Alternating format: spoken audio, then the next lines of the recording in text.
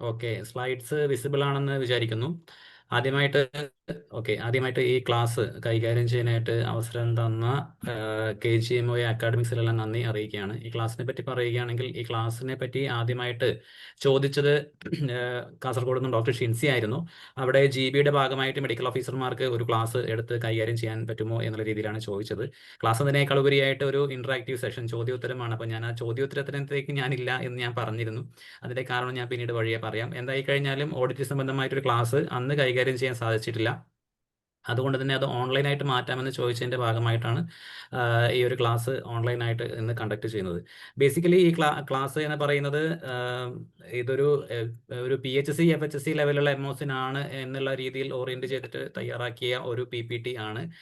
അതിനേക്കാളും ഹയർ അപ്സിന് ഒരുപക്ഷെ ഇത്രയധികം ഇതിൽ പറയുന്ന കുറേ കാര്യങ്ങൾ വേണ്ടി വരില്ലായിരിക്കാം, അല്ലെങ്കിൽ വേറെ ചില കാര്യങ്ങളായിരിക്കാം വേണ്ടിയിരിക്കുക. പ്രധാനമായിട്ട് ഞാൻ കഴിഞ്ഞ ഒരു ഓഡിറ്റ് ഒബ്ജക്ഷൻ്റെ ക്ലാസ് KGMOയ്ക്ക് അക്കാഡമിക്സിൻ്റെ ഭാഗമായിട്ട് തന്നെ കഴിഞ്ഞ വർഷം എടുത്തിട്ടുണ്ടായിരുന്നു.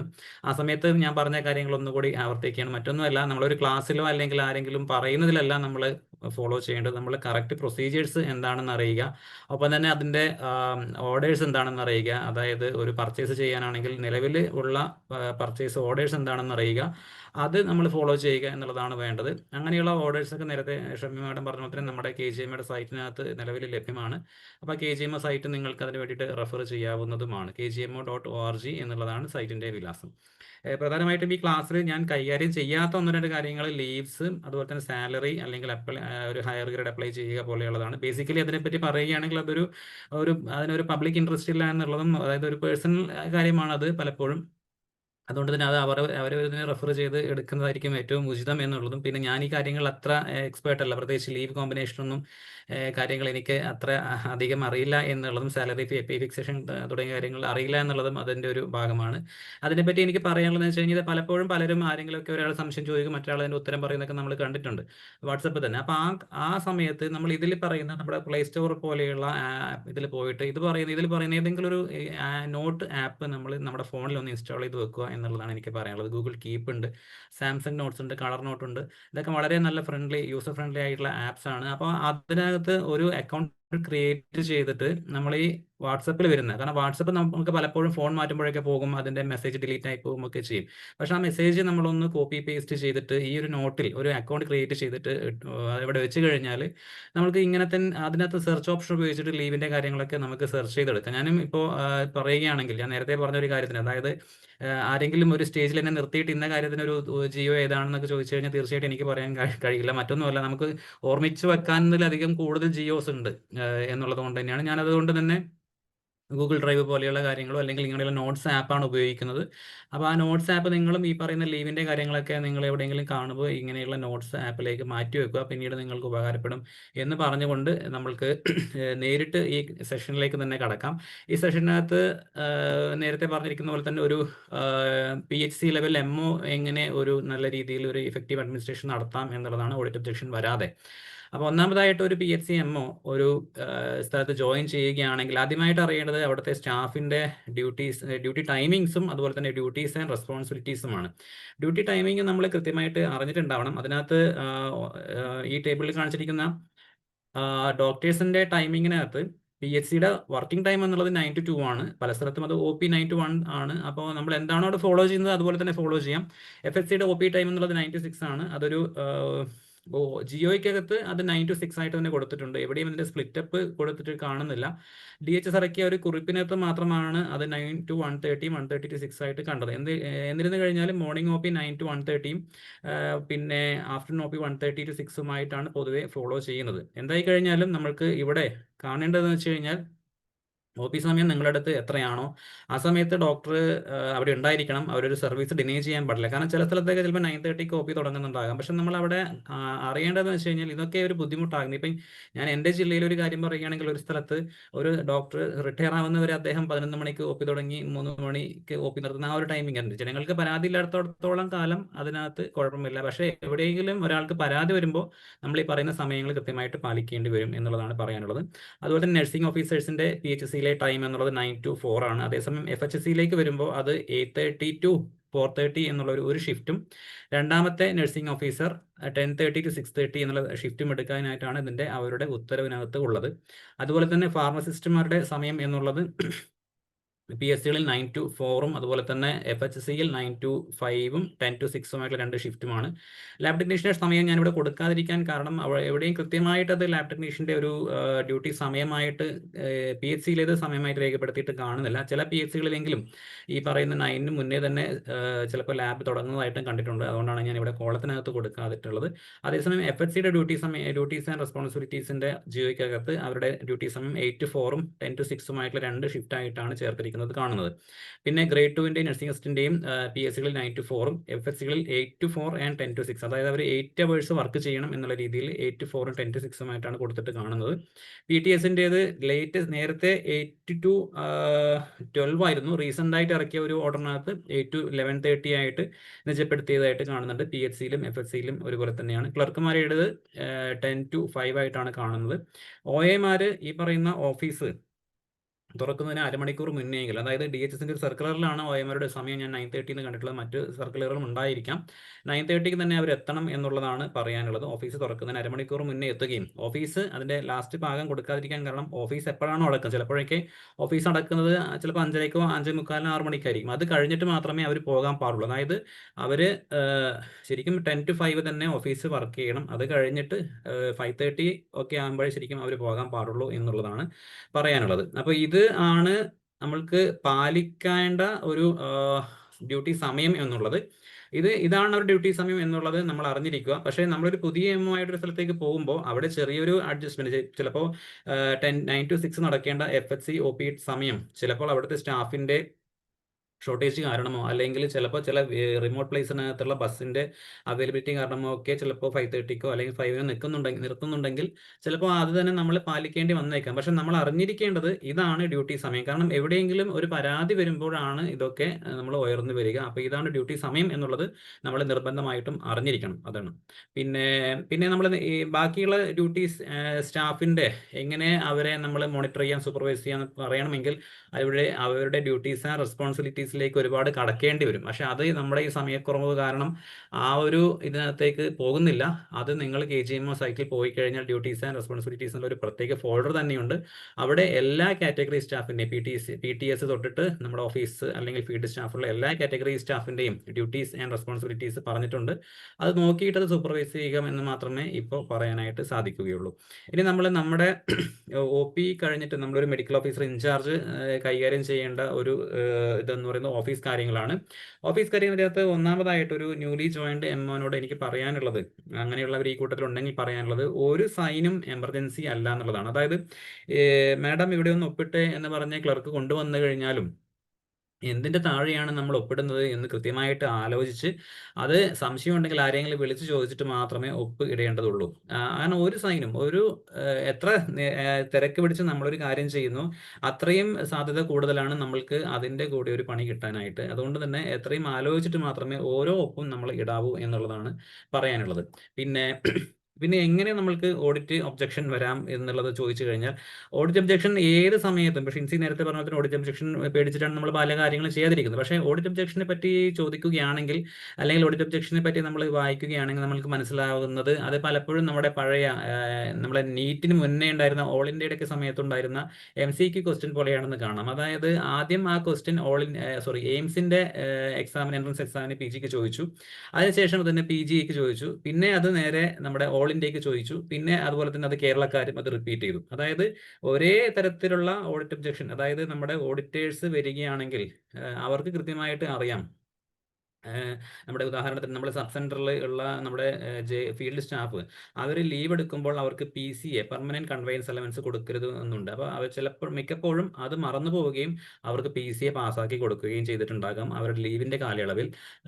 അതുപോലെ തന്നെ സബ് സെൻറ്റർ ഇല്ലാത്ത ആൾക്കാർക്ക് HRA കൊടുത്തിട്ടുണ്ടാകാം. അപ്പോൾ പലപ്പോഴും ഈ നമ്മുടെ ഓഡിറ്റിന് വരുന്ന ആൾക്കാർക്ക് കൃത്യമായിട്ട് അറിയാം നമ്മൾക്ക് എവിടെയൊക്കെയാണ് സാധാരണ തെറ്റ് വരുന്നത് എന്നുള്ളത്. അതുകൊണ്ട് തന്നെ നമുക്ക് ഈ ഓഡിറ്റ് ഒഴിവാക്കാൻ, അതായത് ഒരു 80% വരെ ഓഡിറ്റ് ഒഴിവാക്കാനായിട്ട് നമുക്ക് എളുപ്പമാണ്. അതായത് ഒന്നാമതായിട്ട് എങ്ങനെ ഓഡിറ്റ് ഒബ്ജക്ഷൻ ഒഴിവാക്കാമെന്ന് ചോദിക്കുകയാണെങ്കിൽ, നിങ്ങൾ ഒരു ഓഡിറ്ററായിട്ട് സ്വയം സങ്കല്പിക്കുക. എന്നിട്ട് നിങ്ങൾ ഒരു സ്ഥാപനത്തിൽ ഓഡിറ്റ് നടത്താൻ പോവുകയാണ്. അപ്പോൾ ആ സ്ഥാപനത്തിലെ എംഒ അവിടെ ഇല്ല, അവർ വീണ് കാല് ഒടിഞ്ഞിട്ട് ആശുപത്രിയിലാണെന്ന് വിചാരിക്കുക. ക്ലർക്കും അവിടെ ഇല്ല. അപ്പോൾ പക്ഷെ അവിടെ ഓഡിറ്റ് ആ ദിവസം നിങ്ങൾക്ക് പൂർത്തിയാക്കി തീരും. അപ്പോൾ അവിടെയുള്ള ആ ഫയലുകൾ നിങ്ങൾ എന്നുള്ള ഓഡിറ്ററിനോട് സംസാരിക്കണം. അതായത് ഈ എംഒയോട് നിങ്ങൾക്ക് ഡിസ്കസ് ചെയ്യാൻ പറ്റുന്നില്ല, ക്ലർക്ക് അവിടെ ഇല്ല എങ്കിൽ അവിടെയുള്ള ഫയലിനകത്ത് മുഴുവൻ കാര്യങ്ങളും ഉണ്ടായിരിക്കണം, എന്തൊക്കെയാണ് അവിടെ നടത്തേണ്ടിയിരുന്ന പ്രൊസീജിയേഴ്സ് എന്നുള്ളത്. അപ്പോൾ അതിൽ നിന്നാണ് പലപ്പോഴും ഈ പ്രൊസീജിയർ പാലിക്കാത്തപ്പോഴാണ് പലപ്പോഴും നമ്മൾക്ക് ബുദ്ധിമുട്ട് വരുന്നത്. അപ്പോൾ ഒരു പുതിയ മെഡിക്കൽ ഓഫീസറിന്റെ കാര്യമാണ് നമ്മൾ പറഞ്ഞുകൊണ്ടിരിക്കുന്നത്. എങ്ങനെയാണ് ഈ പുതിയ മെഡിക്കൽ ഓഫീസർക്ക് ഇത്രയും അധികം കാര്യങ്ങളിൽ എന്തൊക്കെ ഓഡിറ്റ് വരാൻ സാധ്യതയുണ്ട് എന്നുള്ളത് ഒന്ന് മനസ്സിലാവുക. അതിനും ഉള്ള ഉപായം നിങ്ങളുടെ ഓഫീസിൽ തന്നെയുണ്ട്. നിങ്ങളുടെ ഓഫീസിൽ പോയി കഴിഞ്ഞാൽ പഴയ ഒരുപാട് ഓഡിറ്റ് ഒബ്ജക്ഷൻ ഫയൽസ് കാണും. അപ്പോൾ അതിനകത്ത് ഞാൻ നേരത്തെ പറഞ്ഞ നമ്മുടെ ഓൾ ഇന്ത്യ MCQ ക്വസ്റ്റ്യനിലേക്ക് വരികയാണെങ്കിൽ എടുത്തു നോക്കിക്കഴിഞ്ഞാൽ കാണാം, പലപ്പോഴും ചോദിക്കുന്ന ഓഡിറ്റ് ഒബ്ജക്ഷൻസ് ഒരേ രീതിയിലാണ്.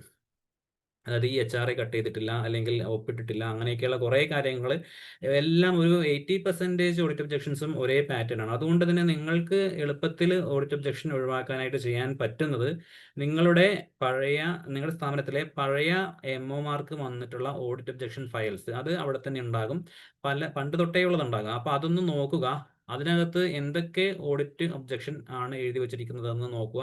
അത് നിങ്ങളൊരു നോട്ട്ബുക്ക് എടുത്തിട്ട് നിങ്ങളുടെ പേഴ്സണൽ നോട്ട്ബുക്കിനകത്ത് നോട്ട് ചെയ്യുക. അപ്പോൾ നിങ്ങൾ ഭാവിയിൽ ഇത് ഇടയ്ക്കിടയ്ക്ക് മറിച്ച് നോക്കിക്കഴിഞ്ഞാൽ ഈ സാധനം ചെയ്യരുത് എന്നൊരു ഓർമ്മ നിങ്ങൾക്ക് ഉണ്ടാകും.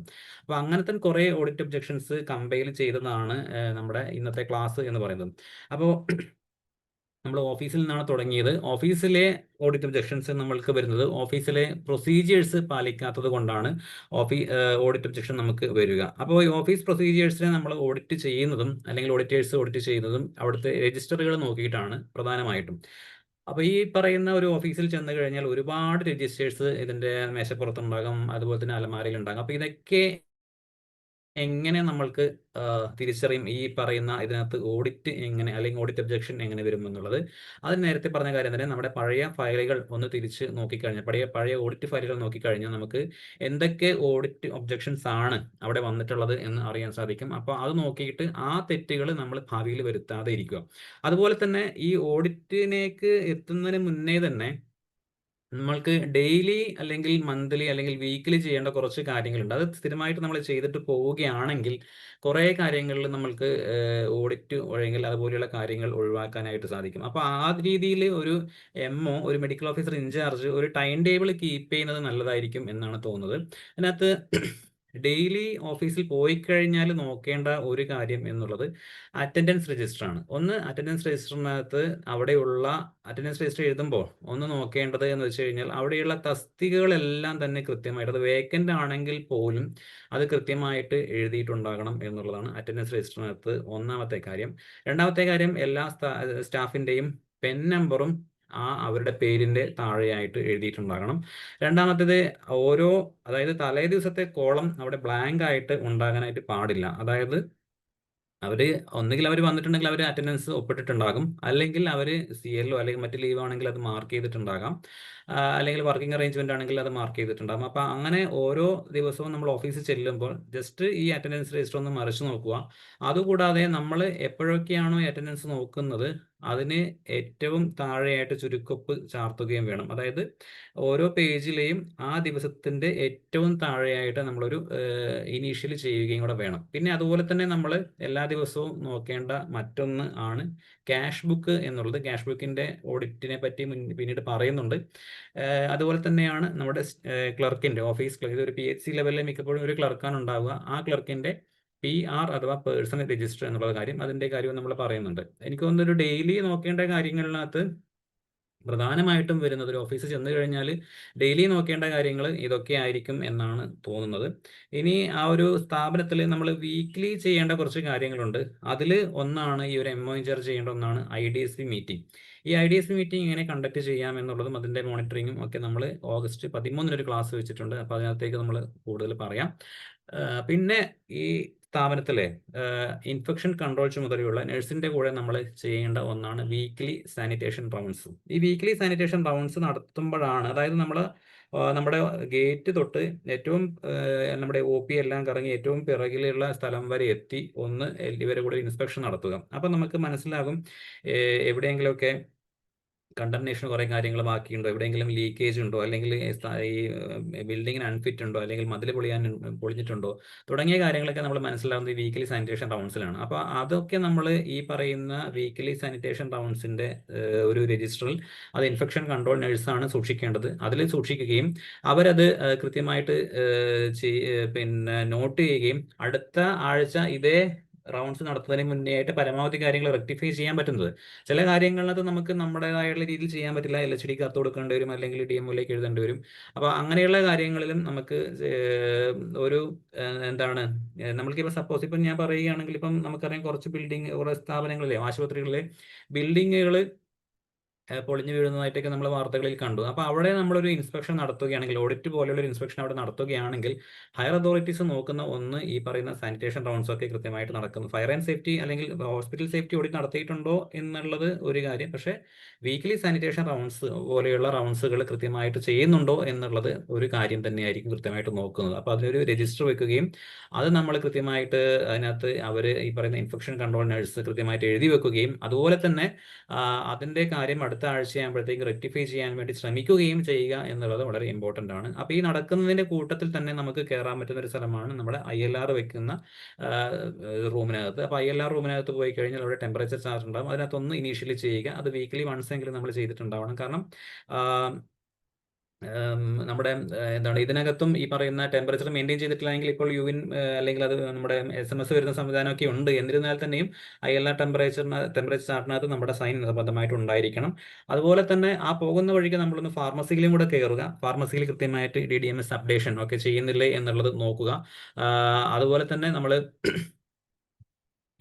അവിടെ ചോദിക്കേണ്ട മറ്റൊരു കാര്യം എന്നുള്ളത് ഷോർട്ട് എക്സ്പയറി ആയിട്ടുള്ള ഡ്രഗ്സ് ഏതെങ്കിലും ഉണ്ടോ എന്നാണ്. പലപ്പോഴും നമ്മുടെ ഫാർമസിസ്റ്റുമാരൊക്കെ നല്ല രീതിയിൽ ചെയ്യുന്നവരാണ്. അപ്പോൾ അവർ ഷോർട്ട് എക്സ്പയറി ആയിട്ടുള്ള ഡ്രഗ്സ് ഉണ്ടെങ്കിൽ അത് OP-യിലിരിക്കുന്ന ഡോക്ടേഴ്സിനെ അറിയിക്കുകയോ അല്ലെങ്കിൽ അത് മറ്റൊരു സ്ഥാനത്തേക്ക് മാറ്റാനൊക്കെ നോക്കുകയോ ചെയ്യാറുണ്ട്. DDMS ആയതുകൊണ്ട് നമുക്ക് ആ ഷോർട്ട് എക്സ്പയറി കിട്ടാനായിട്ട് വളരെ എളുപ്പവുമാണ്. അപ്പോൾ അതൊന്ന് നോക്കുക. അപ്പോൾ അത് ഫാർമസിസ്റ്റ് അത് നമ്മളും കൂടെ നോക്കുന്നുണ്ട് എന്ന് പറഞ്ഞു കഴിഞ്ഞാൽ ഫാർമസിസ്റ്റും തീർച്ചയായിട്ടും നോക്കുകയും അത് നമ്മൾക്ക് അപ്പോൾ രണ്ട് കാര്യങ്ങളിൽ ചെയ്യാൻ സാധിക്കും. ഷോർട്ട് എക്സ്പയറി ഉണ്ടെങ്കിൽ നമ്മളെ OP-യിലിരിക്കുന്ന ഡോക്ടേഴ്സിനെ അറിയിക്കാം. ഇനി അത് നമുക്ക് തീരെ ഉപയോഗമില്ലാത്ത ഡ്രഗ്സ് ആണെങ്കിൽ അത് മറ്റൊരു സ്ഥാനത്തേക്ക് മാറ്റുന്നതിനെ പറ്റി നമുക്ക് ആലോചിക്കാം. അപ്പോൾ അത് എക്സ്പയറി ആയിപ്പോയി നമ്മുടെ ഒരു ലയബിലിറ്റിയിലേക്ക് വരുന്നത് നമുക്ക് ഒഴിവാക്കാനായിട്ട് സാധിക്കും. പിന്നെ മന്ത്ലി വൺസ് ചെയ്യേണ്ട കുറച്ച് കാര്യങ്ങളുണ്ട്. അതിനകത്ത് സബ് സെന്റർ കോൺഫറൻസ് ആണ്. അതിനകത്ത് MO പങ്കെടുക്കാനായിട്ട് പറയുന്നില്ല എങ്കിൽ പോലും, മോഡറിനകത്ത് അങ്ങനെ പറയുന്നില്ല എങ്കിൽ പോലും ഫസ്റ്റ് വർക്കിംഗ് ഡേയിൽ സബ് സെന്റർ കോൺഫറൻസ് കൃത്യമായിട്ട് സബ് സെന്ററുകൾ നടത്തുന്നു എന്ന് ഉറപ്പുവരുത്തുകയും അതിനകത്ത് എപ്പോഴെങ്കിലും ഇടയ്ക്ക് OP ഡിസ്റ്റർബ് ചെയ്യാതെ മെഡിക്കൽ ഓഫീസർ പങ്കെടുക്കാൻ ശ്രമിക്കുകയും ചെയ്യുന്നതും ഒരു നല്ല കാര്യമാണ്. അതുപോലെ തന്നെ നമ്മൾ അറിയേണ്ടതാണ് PHC കോൺഫറൻസ്. അത് ഉത്തരവ് പ്രകാരം 4th or 5th working day നടത്താനാണ് പറയുന്നത്. ചിലപ്പോൾ അതിന് മുന്നേ നടത്തേണ്ടി വന്നേക്കാം. എന്നിരുന്നു കഴിഞ്ഞാലും PHC കോൺഫറൻസ് നമ്മൾ കഴിഞ്ഞ മാസത്തെ എല്ലാ ആക്ടിവിറ്റിയും IDSP ആയിക്കഴിഞ്ഞാലും NCD ആയിക്കഴിഞ്ഞാലും RCH ആയിക്കഴിഞ്ഞാലും എല്ലാ ആക്ടിവിറ്റിയും നമ്മൾ കൃത്യമായിട്ട് റിവ്യൂ ചെയ്യാനായിട്ട് PHC കോൺഫറൻസ് നടത്തുകയും വേണം.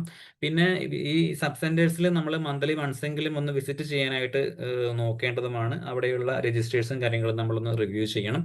പിന്നെ നമ്മുടെ പ്രത്യേകിച്ച് NQS പോലെയുള്ള ക്വാളിറ്റി കൺട്രോൾ പ്രോഗ്രാമിന്റെ ഭാഗമായിട്ട് കണ്ടതാണ് അടുത്ത 4 കമ്മിറ്റീസ് ഞാൻ എഴുതിയിട്ടുള്ളത്. അതൊരു ഹോസ്പിറ്റൽ ക്വാളിറ്റി ടീം എന്നുള്ളൊരു മീറ്റിംഗ് ആണ്. ഒരു HQT ടീം സാധാരണഗതിയിൽ എല്ലാ സ്ഥാപനങ്ങളിലും കോൺസ്റ്റിറ്റ്യൂട്ട് ചെയ്യേണ്ടതാണ്. ആ ഹോസ്പിറ്റൽ ക്വാളിറ്റി മെയിൻ്റനൻസ് മാനേജ്മെൻറ്റുമാണ് അതിൻ്റെ പ്രധാനപ്പെട്ട ഫംഗ്ഷൻ എന്നുള്ളത്. അപ്പോൾ അതിൻ്റെ ഒരു രജിസ്റ്റർ ഉണ്ടായിരിക്കണം. അതുപോലെ തന്നെയാണ് hospital HIC hospital infection control കമ്മിറ്റിയും എല്ലാ മാസവും കൂടിയിട്ടുണ്ടായിരിക്കണം.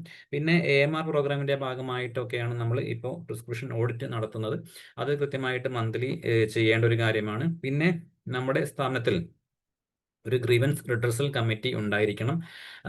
ആ ഗ്രീവൻസ് റിഡ്രസൽ കമ്മിറ്റിയുടെ ഫോർമാറ്റ് ഞാൻ എവിടെയും പറഞ്ഞ് കണ്ടിട്ടില്ല. പക്ഷേ എനിക്ക് തോന്നുന്നത് അത് HMC മെമ്പേഴ്സിനെ ആരെങ്കിലും ഉൾപ്പെടുത്തിയിട്ട് അല്ലെങ്കിൽ ആ രീതിയിൽ ചെയ്യാൻ പറ്റുമായിരിക്കാം. എന്തായി കഴിഞ്ഞാലും ഇത് നമ്മുടെ ഇന്റേണൽ കംപ്ലയിൻസ് കമ്മിറ്റി അല്ല, ICC കൂടേണ്ടത് നമുക്ക് എന്തെങ്കിലും പരാതി വരുമ്പോഴാണ്. പക്ഷേ നമ്മുടെ സ്ഥാനത്തുള്ള ഒരു പരാതി പെട്ടിയിൽ നമ്മൾ മാസത്തിൽ ഒരിക്കലെങ്കിലും അതിന്റെ ഗ്രീവൻസ് റിഡ്രസൽ കമ്മിറ്റി കൃത്യമായിട്ട് ചെയ്യുകയും ചെയ്യേണ്ടതാണ്. പിന്നെ ഓരോ മാസത്തിൽ കൂടുതൽ, ഒരു മാസത്തിൽ കൂടുതലൊക്കെ ഇന്റർവെൽ നമ്മൾ ചെയ്യേണ്ട 1-2 കാര്യങ്ങളാണ്. ഒന്ന് PMC, പാലിയേറ്റീവ് മാനേജ്മെന്റ് കമ്മിറ്റി എന്നുള്ളത്. അതിപ്പോൾ ലേറ്റസ്റ്റ് 2019 ഉത്തരവ് പ്രകാരം പറയുന്നത് മാസത്തിൽ 2 മാസത്തിൽ ഒരിക്കൽ കൂടാനാണ്. പിന്നെ പണ്ട് പറഞ്ഞിരുന്ന PIC, പാലിയേറ്റീവ് ഇംപ്ലിമെന്റേഷൻ കമ്മിറ്റിയെ പറ്റി ഇപ്പോഴത്തെ ഉത്തരവിനകത്ത് പറയുന്നത് കാണുന്നില്ല. അപ്പോൾ വൺസ് ഇൻ 2 months നമ്മളിത് കൂടണം. പിന്നെ അതുപോലെ തന്നെയാണ് HMC എന്നുള്ളതും. HMCയും ഒരു 3 മാസത്തിൽ ഒരിക്കൽ നിർബന്ധമായിട്ടും കൂടാനാണ് പറയുന്നത്. അതിന്റെ കൂട്ടത്തിൽ ഞാൻ എഴുതേണ്ട ഒന്നായിരുന്നു, PPT ഞാൻ എഡിറ്റ് ചെയ്യാം. അതിനകത്ത് നമ്മുടെ പബ്ലിക് ഹെൽത്ത് ആക്ടിന്റെ local public health authority, local public health committee, പ്രാദേശിക പൊതുജനാരോഗ്യ സമിതി ഓരോ 3 മാസം കൂടുമ്പോഴും ചേരേണ്ടതാണ്. അതും കൂടെ ഇതിന്റെ കൂടെ ചേർക്കേണ്ടതാണ്. പിന്നെ കണ്ടംനേഷൻ കമ്മിറ്റി, ഈ അടുത്ത 3 കമ്മിറ്റികളും ഞാൻ നമ്മുടെ NQSന്റെ അകത്തുനിന്ന് എടുത്തതാണ്. കണ്ടംനേഷൻ കമ്മിറ്റി നമ്മുടെ കണ്ടംനേഷൻ ചെയ്യാനുണ്ടെങ്കിലും ഇല്ലെങ്കിലും അത് വൺസ് ഇൻ 6 months കൂടുകയും മിനിറ്റ് ചെയ്യുകയും ചെയ്യേണ്ടതാണ്. അപ്പോൾ അത് കൂടാനും കൂടി നമ്മളൊന്ന് ഓർമ്മിക്കണം. അതിനകത്ത് എന്തെങ്കിലും കണ്ടംനേഷൻ ചെയ്യാനുണ്ടോ തുടങ്ങിയ കാര്യങ്ങളാണ് നോക്കാനുള്ളത്.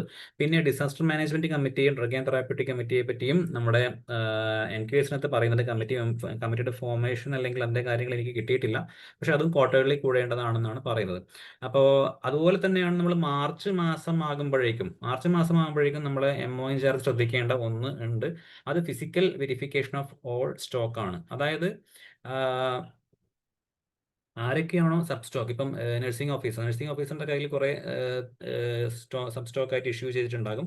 അവർ ആ കാര്യങ്ങൾ അവരുടെ കയ്യിലുള്ള BPA പാറ്റേഴ്സ് ആയി കഴിഞ്ഞാൽ അല്ലെങ്കിൽ OPDയിലെ കുറെ കാര്യങ്ങളൊക്കെ അവരുടെ സബ് സ്റ്റോക്കിലാണ് ഉണ്ടാവുക.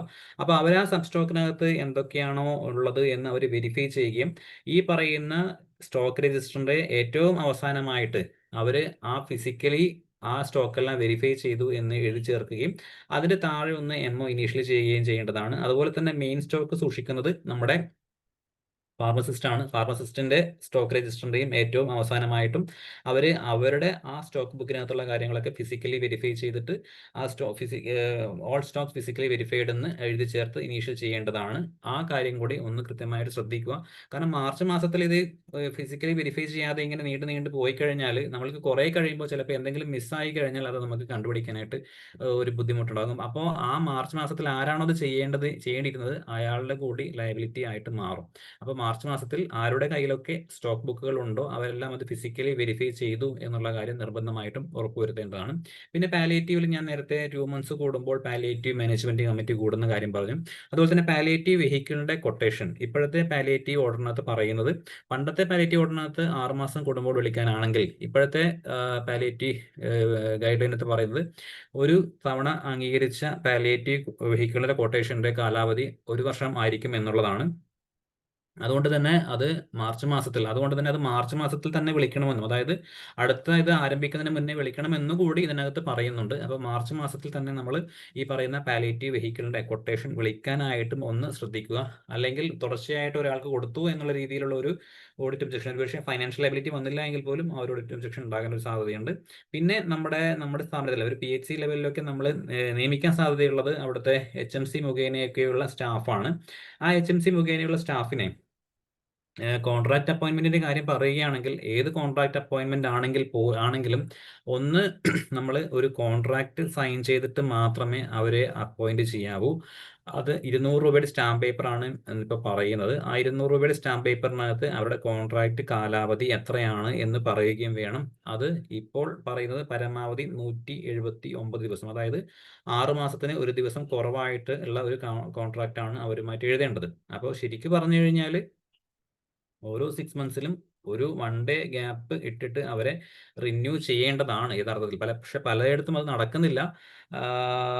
അതുപോലെ തന്നെ എന്താണ്, പക്ഷെ അതിൻ്റെയൊക്കെ ഒരു ബുദ്ധിമുട്ടെന്ന് വെച്ച് കഴിഞ്ഞാൽ ഒരുപക്ഷെ അങ്ങനെ കണ്ടിന്യൂസ് ആയിട്ട് ഒരു 10 വർഷത്തോളൊക്കെ ആൾക്കാർ ജോലി ചെയ്ത് കഴിഞ്ഞാൽ ചിലപ്പോൾ അവർ കോടതിയിൽ പോയിട്ട് അവർക്ക് ഇവിടെ പെർമനന്റ് ആവാനുള്ള ഇതുണ്ട് എന്നൊക്കെയുള്ള കോടതിയിൽ നിന്ന് അനുകമ്പാർഹമായ വിധി നേടിയെടുക്കാനുള്ള സാധ്യതയുണ്ട്. പക്ഷെ അതിനെതിരെയും ഉള്ള ഉത്തരവുകൾ നിലവിലുണ്ട്. അവർക്കൊന്നും തന്നെ ഇതിനുള്ള പിന്നെ ആ ഒരു അത് സ്ഥിരപ്പെടുത്താനുള്ള അംഗീകാരം ഇല്ല എന്നൊക്കെയുള്ള ഓർഡേഴ്സ് ഉണ്ടെങ്കിൽ പോലും നമ്മൾക്ക് ഏറ്റവും സേഫ് 179 ഡേയ്സിലേക്ക് അപ്പോയിന്റ് ചെയ്തിട്ട് പിന്നീട് ഒരു ദിവസത്തെ ബ്രേക്ക് വെച്ച് റിന്യൂ ചെയ്ത് കൊടുക്കുന്നതാണ്. അതുപോലെ തന്നെ ഇവരെ വീണ്ടും ഇന്റർവ്യൂ ചെയ്യണോ എന്ന് ചോദിച്ചു കഴിഞ്ഞാൽ നിലവിലെ ഏറ്റവും അവസാനം കണ്ട കോടതി ഉത്തരവ് പ്രകാരം കാണുന്നത് നമ്മൾക്ക് 179 ഡേയ്സ് വെച്ച് പിന്നീട് ഒരു ദിവസത്തെ ഗ്യാപ്പ് വെച്ച് ഒരു റിന്യൂ ചെയ്ത് കൊടുക്കാം. HMC ആണെങ്കിൽ HMCയുടെ അനുമതിയോടുകൂടി നമുക്ക് റിന്യൂ ചെയ്ത് കൊടുക്കാം. പക്ഷെ പരമാവധി 2 വർഷം വരെ അവരെ നിയമിക്കാവൂ എന്ന് പറഞ്ഞിട്ട് കണ്ടു എന്നുള്ളത് ഞാൻ ഇവിടെ കൂട്ടിച്ചേർക്കുകയാണ്. ഞാൻ നേരത്തെ പറഞ്ഞ പോലെ തന്നെ പല സ്ഥലത്തും അത് പാലിക്കുന്നില്ല.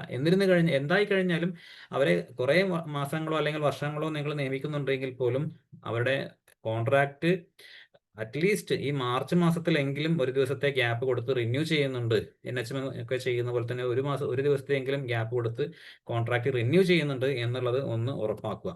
പിന്നെ നമുക്ക് ഓഫീസിലെ കാര്യം കഴിഞ്ഞിട്ടില്ല. ഓഫീസിൽ നമ്മൾ സാധാരണഗതിയിൽ ഒരു ഓഡിറ്റ് ടീം വന്നു കഴിഞ്ഞാൽ അവർ ഈ പറയുന്ന രജിസ്റ്റേഴ്സ് ഒക്കെ ഹാജരാക്കാനായിട്ടാണ് നമ്മളോട് പറയുക. അതിൽ ഒന്നാമത്തേതാണ് ഏറ്റവും ഇമ്പോർട്ടൻ്റ് ആയിട്ടുള്ള ഒരു കാര്യം, രജിസ്റ്റർ ഓഫ് രജിസ്റ്റേഴ്സ്. അത് നാളെ നിങ്ങളൊന്ന് പോയിട്ട് അങ്ങനെ ഒരു സാധനം ഉണ്ടോ എന്ന് നോക്കണം. അതായത് ആ ഓഫീസിൽ എന്തൊക്കെ, അത് എനിക്കൊന്ന് ഓഫീസിനകത്തുള്ള കാര്യങ്ങളിൽ മാത്രമേ വിടുന്നുള്ളൂ. നമ്മുടെ നഴ്സിംഗ് ഓഫീസറിൻ്റെയോ അല്ലെങ്കിൽ ഫാർമസിസ്റ്റിൻ്റെയോ കയ്യിലുള്ള സ്റ്റോക്കോ കാര്യങ്ങളൊന്നും അതിനകത്ത് വരുന്നുണ്ടാവില്ല, രജിസ്റ്റർ ഒന്നും. അവിടെ ഓഫീസിനകത്തുള്ള രജിസ്റ്റേഴ്സിൻ്റെ ഒരു രജിസ്റ്റർ, അതായത് ഇന്ന രജിസ്റ്ററുകളൊക്കെയാണ് ഇവിടെ ഉള്ളത് എന്നുള്ള ഒരു രജിസ്റ്റർ അവിടെ ഉണ്ടോ എന്നുള്ളത് നോക്കണം. അതുപോലെ തന്നെ ഇതിനകത്ത് പറഞ്ഞിരിക്കുന്ന ഏത് രജിസ്റ്റർ ആയിക്കഴിഞ്ഞാലും ആദ്യത്തെ പേജ് നമ്പർ സർട്ടിഫൈ ചെയ്തിട്ടുണ്ടാകണം. ആ പേജ് നമ്പർ സർട്ടിഫൈ ചെയ്തിട്ടില്ല എങ്കിൽ ആ രജിസ്റ്റർ ഇൻവാലിഡ് ആണ്. ആ രജിസ്റ്റർ ശരിക്കും പറഞ്ഞു കഴിഞ്ഞാൽ അതിനകത്ത് യാതൊരു സാധുതയും ഇല്ല, അതൊരു വാലിഡ് ആയ രജിസ്റ്ററേ അല്ല. അതുകൊണ്ട് തന്നെ ഏതൊക്കെ രജിസ്റ്റർ നിങ്ങൾ ഓപ്പൺ ചെയ്യുന്നു അല്ലെങ്കിൽ രജിസ്റ്ററിനകത്ത് നിങ്ങൾ സൈൻ ചെയ്യുന്നു അതിന്റെ ആദ്യത്തെ പേജ് ഒന്ന് നോക്കുക. അവിടെ ആ സ്ഥാപന മേധാവി അത് പേജ് നമ്പർ സർട്ടിഫൈ ചെയ്തിട്ടുണ്ടോ എന്നുള്ളത് നോക്കുക. ഓക്കെ. പിന്നെ നമ്മൾ പറയുന്ന ഓഫീസ് സൂക്ഷിക്കേണ്ട കുറേ കാര്യങ്ങളുണ്ട്. രജിസ്റ്റർ ഓഫ് സർവീസ് ബുക്ക്, അതായത് അവിടെ നമ്മുടെ ഗസറ്റഡ് അല്ലാത്ത എല്ലാ സ്റ്റാഫിൻ്റെയും സർവീസ് ബുക്ക് നമ്മുടെ സ്ഥാപനത്തിലാണ് ഉണ്ടാകേണ്ടത്. അപ്പോൾ അതിൻ്റെ ഒരു രജിസ്റ്റർ, ആ സർവീസ് ബുക്ക് എത്ര എണ്ണം ഉണ്ടോ അതിൻ്റെ രജിസ്റ്റർ. പിന്നെ രജിസ്റ്റർ ഓഫ് ഇൻക്യുംബൻസ് എന്ന് പറയുന്നത് ഞാനതിൻ്റെ ഫോർമാറ്റ് നോക്കിയിട്ട് ശരിക്കും ഒരു ഫോർമാറ്റ് കിട്ടിയിട്ടില്ല. പക്ഷേ അവിടെ ആരൊക്കെയോ ഇൻ പൊസിഷൻ ഉണ്ടോ അതിൻ്റെയാണ് രജിസ്റ്റർ എന്നാണ് മനസ്സിലായിട്ടത്. എസ്റ്റാബ്ലിഷ്മെൻറ്റും അതുപോലെ തന്നെയാണ് ജീവനക്കാരുടെയാണ്. പ്രൊബേഷൻ രജിസ്റ്റർ, ഇൻക്രിമെൻ്റ് രജിസ്റ്റർ, ഇതിൻ്റെയൊക്കെ ഒരു ഫോർമാറ്റ് ഞാനിവിടെ കാണിക്കുന്നില്ല. അത് നമ്മുടെ KGMയുടെ സൈറ്റിനകത്ത് പോയി കഴിഞ്ഞാൽ നമുക്ക് കിട്ടുന്നതാണ്. അപ്പോൾ ഇതിനകത്ത് ഞാൻ പറഞ്ഞ പോലെ തന്നെ നമ്മൾ ഈ ഒരു ക്ലാസ് മുന്നോട്ട് പോകുന്നത് എന്തൊക്കെ ഓഡിറ്റ് ഒബ്ജക്ഷൻ വന്നിട്ടുണ്ട് എന്ന് നോക്കിയിട്ടും കൂടിയാണ്. അപ്പോൾ സാധാരണഗതിയിൽ ഇത് ഞാൻ പല സ്ഥലത്തു നിന്നുമായിട്ട് ശേഖരിച്ച ഓഡിറ്റ് ഒബ്ജക്ഷൻസ് ആണ്. അപ്പോൾ ഒരു കാര്യം ഓഡിറ്റ് ടീം വന്നു കഴിഞ്ഞാൽ നോക്കുന്നത്, ഓഫീസിൽ നോക്കുന്ന രജിസ്റ്റേഴ്സ് ആണ്. അപ്പോൾ രജിസ്റ്റേഴ്സ് നോക്കിക്കഴിഞ്ഞാൽ നമുക്ക് സാധാരണ കിട്ടാൻ സാധ്യതയുള്ള ഓഡിറ്റ് ഒബ്ജക്ഷൻസ് ഇതൊക്കെയാണ്. അതായത് രജിസ്റ്റർ ഓഫ് സർവീസ് ബുക്ക്, അത് പരിപാലിച്ചിട്ടുണ്ട് എല്ലായിടത്തും, മിക്ക സ്ഥലത്തും ഉണ്ടാകാറുണ്ട്. പക്ഷെ അത് ഒരു നിശ്ചിത മാതൃകയിലല്ല എന്നുള്ള രീതിയിൽ പറയാറുണ്ട്. എനിക്ക് അതിൻ്റെ ഫോർമാറ്റ് കിട്ടിയിട്ടില്ല. പിന്നെ രജിസ്റ്റർ ഓഫ് ഇൻക്യുംബൻസ്, കൗണ്ടർ രജിസ്റ്റർ, അതുപോലെ തന്നെ പെർമനന്റ് അല്ലെങ്കിൽ temporary establishment register, probation register, leave register, ഇങ്ങനെ ഈ പല രീതിയിലുള്ള രജിസ്റ്റേഴ്സ്, അത് ഈ പറയുന്ന നേരത്തെ പറഞ്ഞ ലിങ്കിനകത്ത് പോയി കഴിഞ്ഞാൽ നിങ്ങൾക്ക് അതിൻ്റെ രജിസ്റ്റേഴ്സിന്റെ പലതിൻ്റെയും ഫോർമാറ്റ് അടക്കം കിട്ടും. അപ്പോൾ അത് നോക്കിയിട്ട് ആ രജിസ്റ്റേഴ്സ് നിങ്ങളുടെ സ്ഥാപനത്തിൽ ഉണ്ട് എന്ന് ഉറപ്പുവരുത്തുക. ഇനി അഥവാ ഇല്ലെങ്കിൽ നിങ്ങൾക്ക് ചെയ്യാൻ സാധിക്കുന്നത് നിങ്ങളുടെ ക്ലർക്കിനോട് അതൊന്ന് ഓപ്പൺ ചെയ്യാനായിട്ട് അല്ലെങ്കിൽ രജിസ്റ്റേഴ്സ് സ്റ്റാർട്ട് ചെയ്യാൻ വേണ്ടി പറയുക. അതിന് വേണ്ടിയിട്ട് അവർ തയ്യാറല്ലെങ്കിൽ അവർക്കൊരു കത്ത് കൊടുക്കുക, അതിൻ്റെ അവിടെ താഴെ റിസീവ്ഡ് എന്ന് എഴുതി വാങ്ങിക്കുക. എന്നിട്ടും അവർ ചെയ്യുന്നില്ല എങ്കിൽ പിന്നെ DMOയിലേക്ക് ഒന്ന് റിപ്പോർട്ട് ചെയ്യുക. ഇല്ലെങ്കിൽ എന്നിട്ട് അതിൻ്റെ ഒരു കോപ്പി നിങ്ങളുടെ കയ്യിൽ വെക്കുക. കാരണം നിങ്ങളത് സ്റ്റാർട്ട് ചെയ്യാനായിട്ട് ശ്രമിച്ചു, പക്ഷെ അത് പരിപാലിക്കേണ്ടത് ക്ലർക്കാണ്. അദ്ദേഹം തയ്യാറാവുന്നില്ല എങ്കിൽ പിന്നെ പ്രത്യേകിച്ചൊന്നും പറയാനില്ലല്ലോ. അപ്പോൾ അതുകൊണ്ട് ക്ലർക്കിനെ കൊണ്ട് സ്റ്റാർട്ട് ചെയ്യാനായിട്ട് നമ്മൾ ഒന്ന് ശ്രദ്ധിക്കുക എന്നുള്ളതാണ് പറയാനുള്ളത്. പിന്നെ ചില പ്രത്യേക രജിസ്റ്റേഴ്സ് ഉണ്ട്, പലപ്പോഴും ഞാൻ വിട്ടുപോകാൻ, നമ്മുടെ മെഡിക്കൽ ഓഫീസേഴ്സ് വിട്ടുപോകാൻ സാധ്യതയുള്ളതും കുറച്ച് ഫൈനാൻഷ്യൽ കാര്യങ്ങളുള്ള ചില രജിസ്റ്റേഴ്സിന്റെ ഓഡിറ്റ് ഒബ്ജക്ഷൻസ് ആണ് അടുത്ത സ്ലൈഡ്സിനകത്ത് ഉൾപ്പെടുത്തിയിട്ടുള്ളത്. ഒന്ന് സ്റ്റാമ്പ് രജിസ്റ്റർ ആണ്. അതിനകത്ത് ഈ പറയുന്ന സ്റ്റാമ്പ് രജിസ്റ്റർ നമ്മളെ കണ്ടിജൻസി ഫണ്ട് ഉപയോഗിച്ച് സ്റ്റാമ്പ് വാങ്ങിക്കും. പക്ഷെ അത് പിന്നെ നമ്മൾ ആ ഭാഗത്തേക്ക് പലപ്പോഴും നോക്കാറില്ല. അതുകൊണ്ട് തന്നെ അതിനകത്ത് എന്താ പറയുക, ചെറിയ പൈസയാണെങ്കിൽ പോലും ഒരു ഫൈനാൻഷ്യൽ ആയിട്ടുള്ള കാര്യങ്ങൾ വരുന്നതാണ്. അത് നമ്മുടെ തന്നെ ബാധ്യതയാണ്. ഇതിനകത്ത് സ്റ്റാമ്പ് രജിസ്റ്റർ എന്നുള്ള രജിസ്റ്റർ ഉണ്ടായിരിക്കണം. അതായത് എത്ര സ്റ്റാമ്പ് അവിടെ വന്നു, അത് ഏതൊക്കെ സ്ഥലങ്ങളിലേക്ക് അത് അയച്ചു, പിന്നെ അതുപോലെ തന്നെ രജിസ്റ്റേർഡ് ആണ് അയച്ചതെങ്കിൽ അതിന്റെ കൗണ്ടർ ഫോയിൽ അതിന്റെ ആ ഒരു ഭാഗം കിട്ടും നമുക്ക്. അത് ഇവിടെ ഒട്ടിച്ചിട്ടുണ്ടോ, അതായത് ഇതിനകത്ത് നമ്മൾ തിരിച്ചുകൊണ്ട് ഒട്ടിക്കണം, അങ്ങനെയൊക്കെയുള്ള കുറച്ച് കാര്യങ്ങളുണ്ട്. അപ്പോൾ അതൊക്കെ നോക്കണം. സ്റ്റാമ്പ് എത്ര സ്റ്റോക്ക് ഉണ്ട് എന്നൊക്കെയുള്ള നമ്മൾ ഓരോ മാസവും അവസാനം വെരിഫൈ ചെയ്യണം. അത് നമ്മൾ ഇനീഷ്യലി ചെയ്യുകയും വേണം. പിന്നെ LPC രജിസ്റ്റർ അവിടെ വെക്കേണ്ടതാണ്. അതുപോലെ തന്നെ കേഡർ രജിസ്റ്റർ നമ്മുടെ സ്ഥാപനത്തിൽ പാലിക്കേണ്ടതാണ്. പിന്നെ ഇതൊക്കെ ഈ ആസ്തി രജിസ്റ്ററൊക്കെ പലപ്പോഴും പല സ്ഥലത്തും പരിപാലിച്ചതായിട്ട് കാണുന്നില്ല.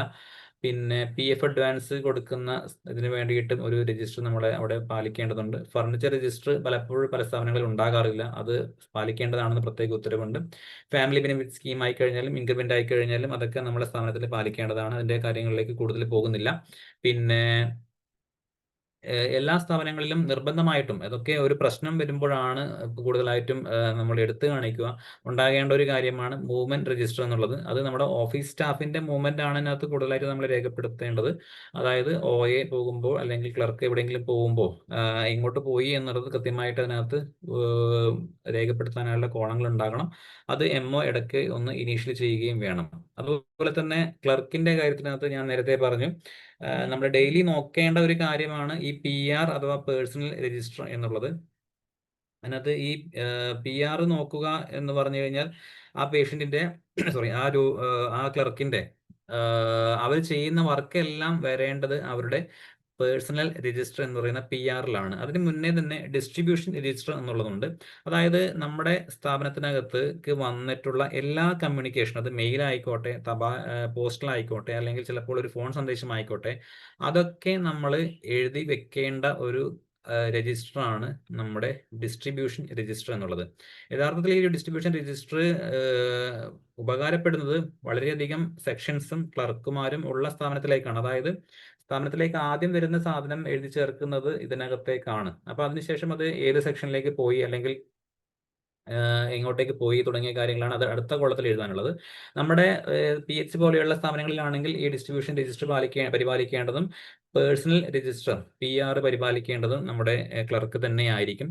അപ്പൊ അതിനകത്തു നിന്നാണ് നമ്മൾക്ക് PR-ലേക്ക് വരുന്നത്. ഈ PR എന്ന് പറഞ്ഞു കഴിഞ്ഞാൽ ആ ക്ലർക്ക് ചെയ്യുന്ന ഓരോ ഫയലിന്റെയും വിവരങ്ങൾ ഇതിനെ അവര് എഴുതി സൂക്ഷിക്കേണ്ട ഒന്നാണ് PR. അപ്പോൾ ഒരു PR-നകത്ത് എന്താണ് അതിനകത്ത് കോളങ്ങൾ ഈ രീതിയിലാണ് വരിക. അതിനകത്ത് ഒരു പേജിൽ പരമാവധി 3 എൻട്രി മാത്രമാണ് നമ്മൾക്ക് എഴുതാൻ പറ്റുന്നത്. 1, 2, 3 ആയിട്ട് താഴെ അത്ര എഴുതണ്ടു എന്നാണ് അതിനകത്ത് തന്നെ പറയുന്നത്. അതുപോലെ തന്നെ ഒരു PR സാധാരണഗതിയിൽ അത് തുടങ്ങുന്നത് ഈ വർഷത്തെ PR ആണെങ്കിൽ ഈ വർഷം ആദ്യമാണ് ആ ഒരു രജിസ്റ്റർ, അതായത് കലണ്ടർ ഇയറിന്റെ തുടക്കത്തിലാണ് ആ രജിസ്റ്റർ സ്റ്റാർട്ട് ചെയ്യുക.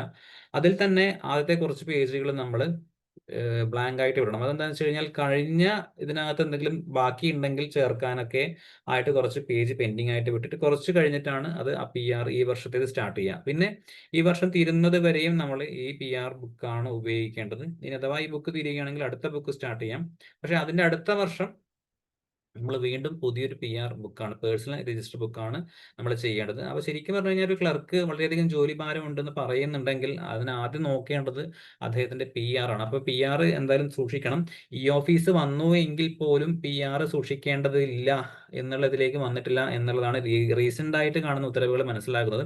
PR എല്ലാ ക്ലർക്കുമാരും ക്ലറിക്കൽ സെക്ഷനിലുള്ള എല്ലാവരും സൂക്ഷിക്കേണ്ടതാണ് എന്നുള്ള രീതിയിൽ തന്നെയാണ്. ഈ ഓഫീസ് ആണെങ്കിൽ പോലും അത് ഒഴിവാക്കിയിട്ടില്ല എന്നാണ് ലേറ്റസ്റ്റ് ആയിട്ടുള്ള ഉത്തരവുകൾ നോക്കുമ്പോൾ മനസ്സിലാകുന്നത്.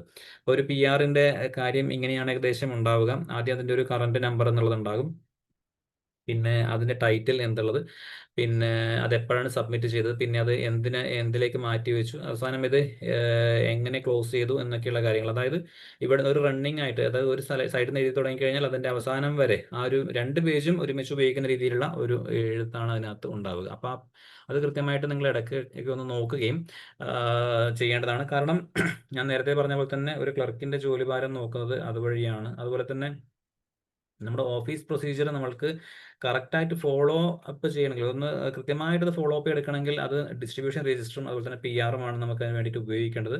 ഇത് ഓഡിറ്റ് ഒബ്ജെക്ഷൻസ് ഇതുമായിട്ട് ബന്ധപ്പെടുത്തിയിട്ട് വന്നതാണ്. ഓഫീസിൽ ലഭിക്കുന്ന മുഴുവൻ തപാലുകളും കൃത്യമായിട്ട് നമ്പർ രേഖപ്പെടുത്തുന്നില്ല എന്നുള്ളതാണ്. അത് നമ്മൾ പറഞ്ഞ പോലെ തന്നെ ഡിസ്ട്രിബ്യൂഷൻ രജിസ്റ്ററിൽ ചേർക്കുകയും അതിനകത്ത് നിന്നൊരു നമ്പർ എടുക്കുകയുമാണ് വേണ്ടത്. അതുപോലെ തന്നെ എല്ലാ ക്ലർക്കുമാർക്കും അങ്ങനെയാണ് അത് കൊടുക്കേണ്ടത്. പിന്നെ PR-ലേക്ക് വരികയാണെങ്കിൽ ഇതൊരു സ്ഥാപനത്തിൽ വന്ന ഓഡിറ്റ് ഒബ്ജക്ഷൻ ആണ്. ഇതിനകത്ത് ഞാൻ പറഞ്ഞു, അവർ നേരത്തെ പറഞ്ഞിരിക്കുന്ന ഈ ആദ്യത്തെ കോളം എല്ലാവരും ആദ്യത്തെ പിന്നെ 1, 2, 3, 4 കോളങ്ങളിടും, പക്ഷെ ബാക്കിയുള്ളത് ചിലപ്പോൾ എഴുതാണ്ട് വിടാറുണ്ട്. അപ്പൊ അതും എഴുതാനായിട്ട് അവർ പറയണം. ഇതൊക്കെ അവരുടെ ഒരു പേഴ്സണൽ ലയബിലിറ്റി പോലെയുള്ള കാര്യങ്ങളാണെങ്കിൽ പോലും നമ്മളത് ശ്രദ്ധിക്കുന്നുണ്ട് എന്നുള്ള കാര്യത്തിന്റെ ഉത്തരവാദിത്വം നമ്മൾക്കും കൂടി ഉണ്ട്. അതുകൊണ്ടാണ് ഇടയ്ക്ക് അത് നോക്കണം എന്ന് പറയുന്നത്. പിന്നെ അത് നമ്മുടെ ഓഫീസിലെ നമ്മുടെ PSC പോലുള്ള സ്ഥലത്താണെങ്കിൽ അവർക്ക് വേറെ ക്ലർക്കിന് വേറെ HCO ഹെഡ് ക്ലർക്കോ അല്ലെങ്കിൽ JS ഒന്നും ഉണ്ടാവില്ല, നേരെ MOയ്ക്ക് തന്നെയാണ് കൊടുക്കുക. അപ്പോൾ അതിടയ്ക്ക് നമ്മൾ പരിശോധിക്കുകയും അതിനകത്ത് ഇനീഷ്യൽ ചെയ്യുകയും വേണം.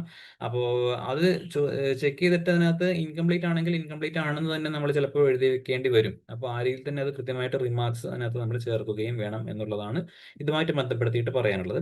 പിന്നെ ആ ഒരു ഓഫീസിലുള്ള ചില മറ്റ് രജിസ്റ്റേഴ്സ് പരിശോധിച്ചു കഴിഞ്ഞാൽ ഒന്ന് രണ്ട് ഓഡിറ്റ് ഒബ്ജെക്ഷൻസ് കാണുന്നത് ഈ രീതിയിലാണ്. ഒന്ന് ക്യാഷ് ബുക്ക് ആണ്. ക്യാഷ് ബുക്ക് എഴുതേണ്ടത് എങ്ങനെയാണ് എന്നുള്ളത് അത് ഡീറ്റെയിൽ ആയിട്ട് എടുക്കേണ്ടതായിരിക്കും ചിലപ്പോൾ.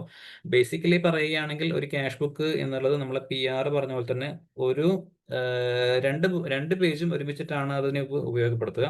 ഒരു സൈഡിൽ റെസീപ്റ്റ്സ് ആണ്, അതായത് നമ്മൾക്ക് ലഭിക്കുന്ന വരുമാനം. നമ്മുടെ ഒരു PHCയുടെ കാര്യത്ത് എടുക്കുകയാണെങ്കിൽ ആ PSCയിൽ അന്ന് ആ ഒരു ദിവസത്തെ ഡേറ്റ് എഴുതി കഴിഞ്ഞാൽ അന്ന് ലഭിക്കുന്ന വരുമാനം എന്നുള്ളത് നമ്മുടെ OP ടിക്കറ്റിന്റെ തുകയായിരിക്കാം, ലാബിലെ തുകയായിരിക്കാം, ചിലപ്പോൾ എവിടെയെങ്കിലും ഗേറ്റ് പാസ് പോലെ ഉണ്ടെങ്കിൽ അതായിരിക്കാം.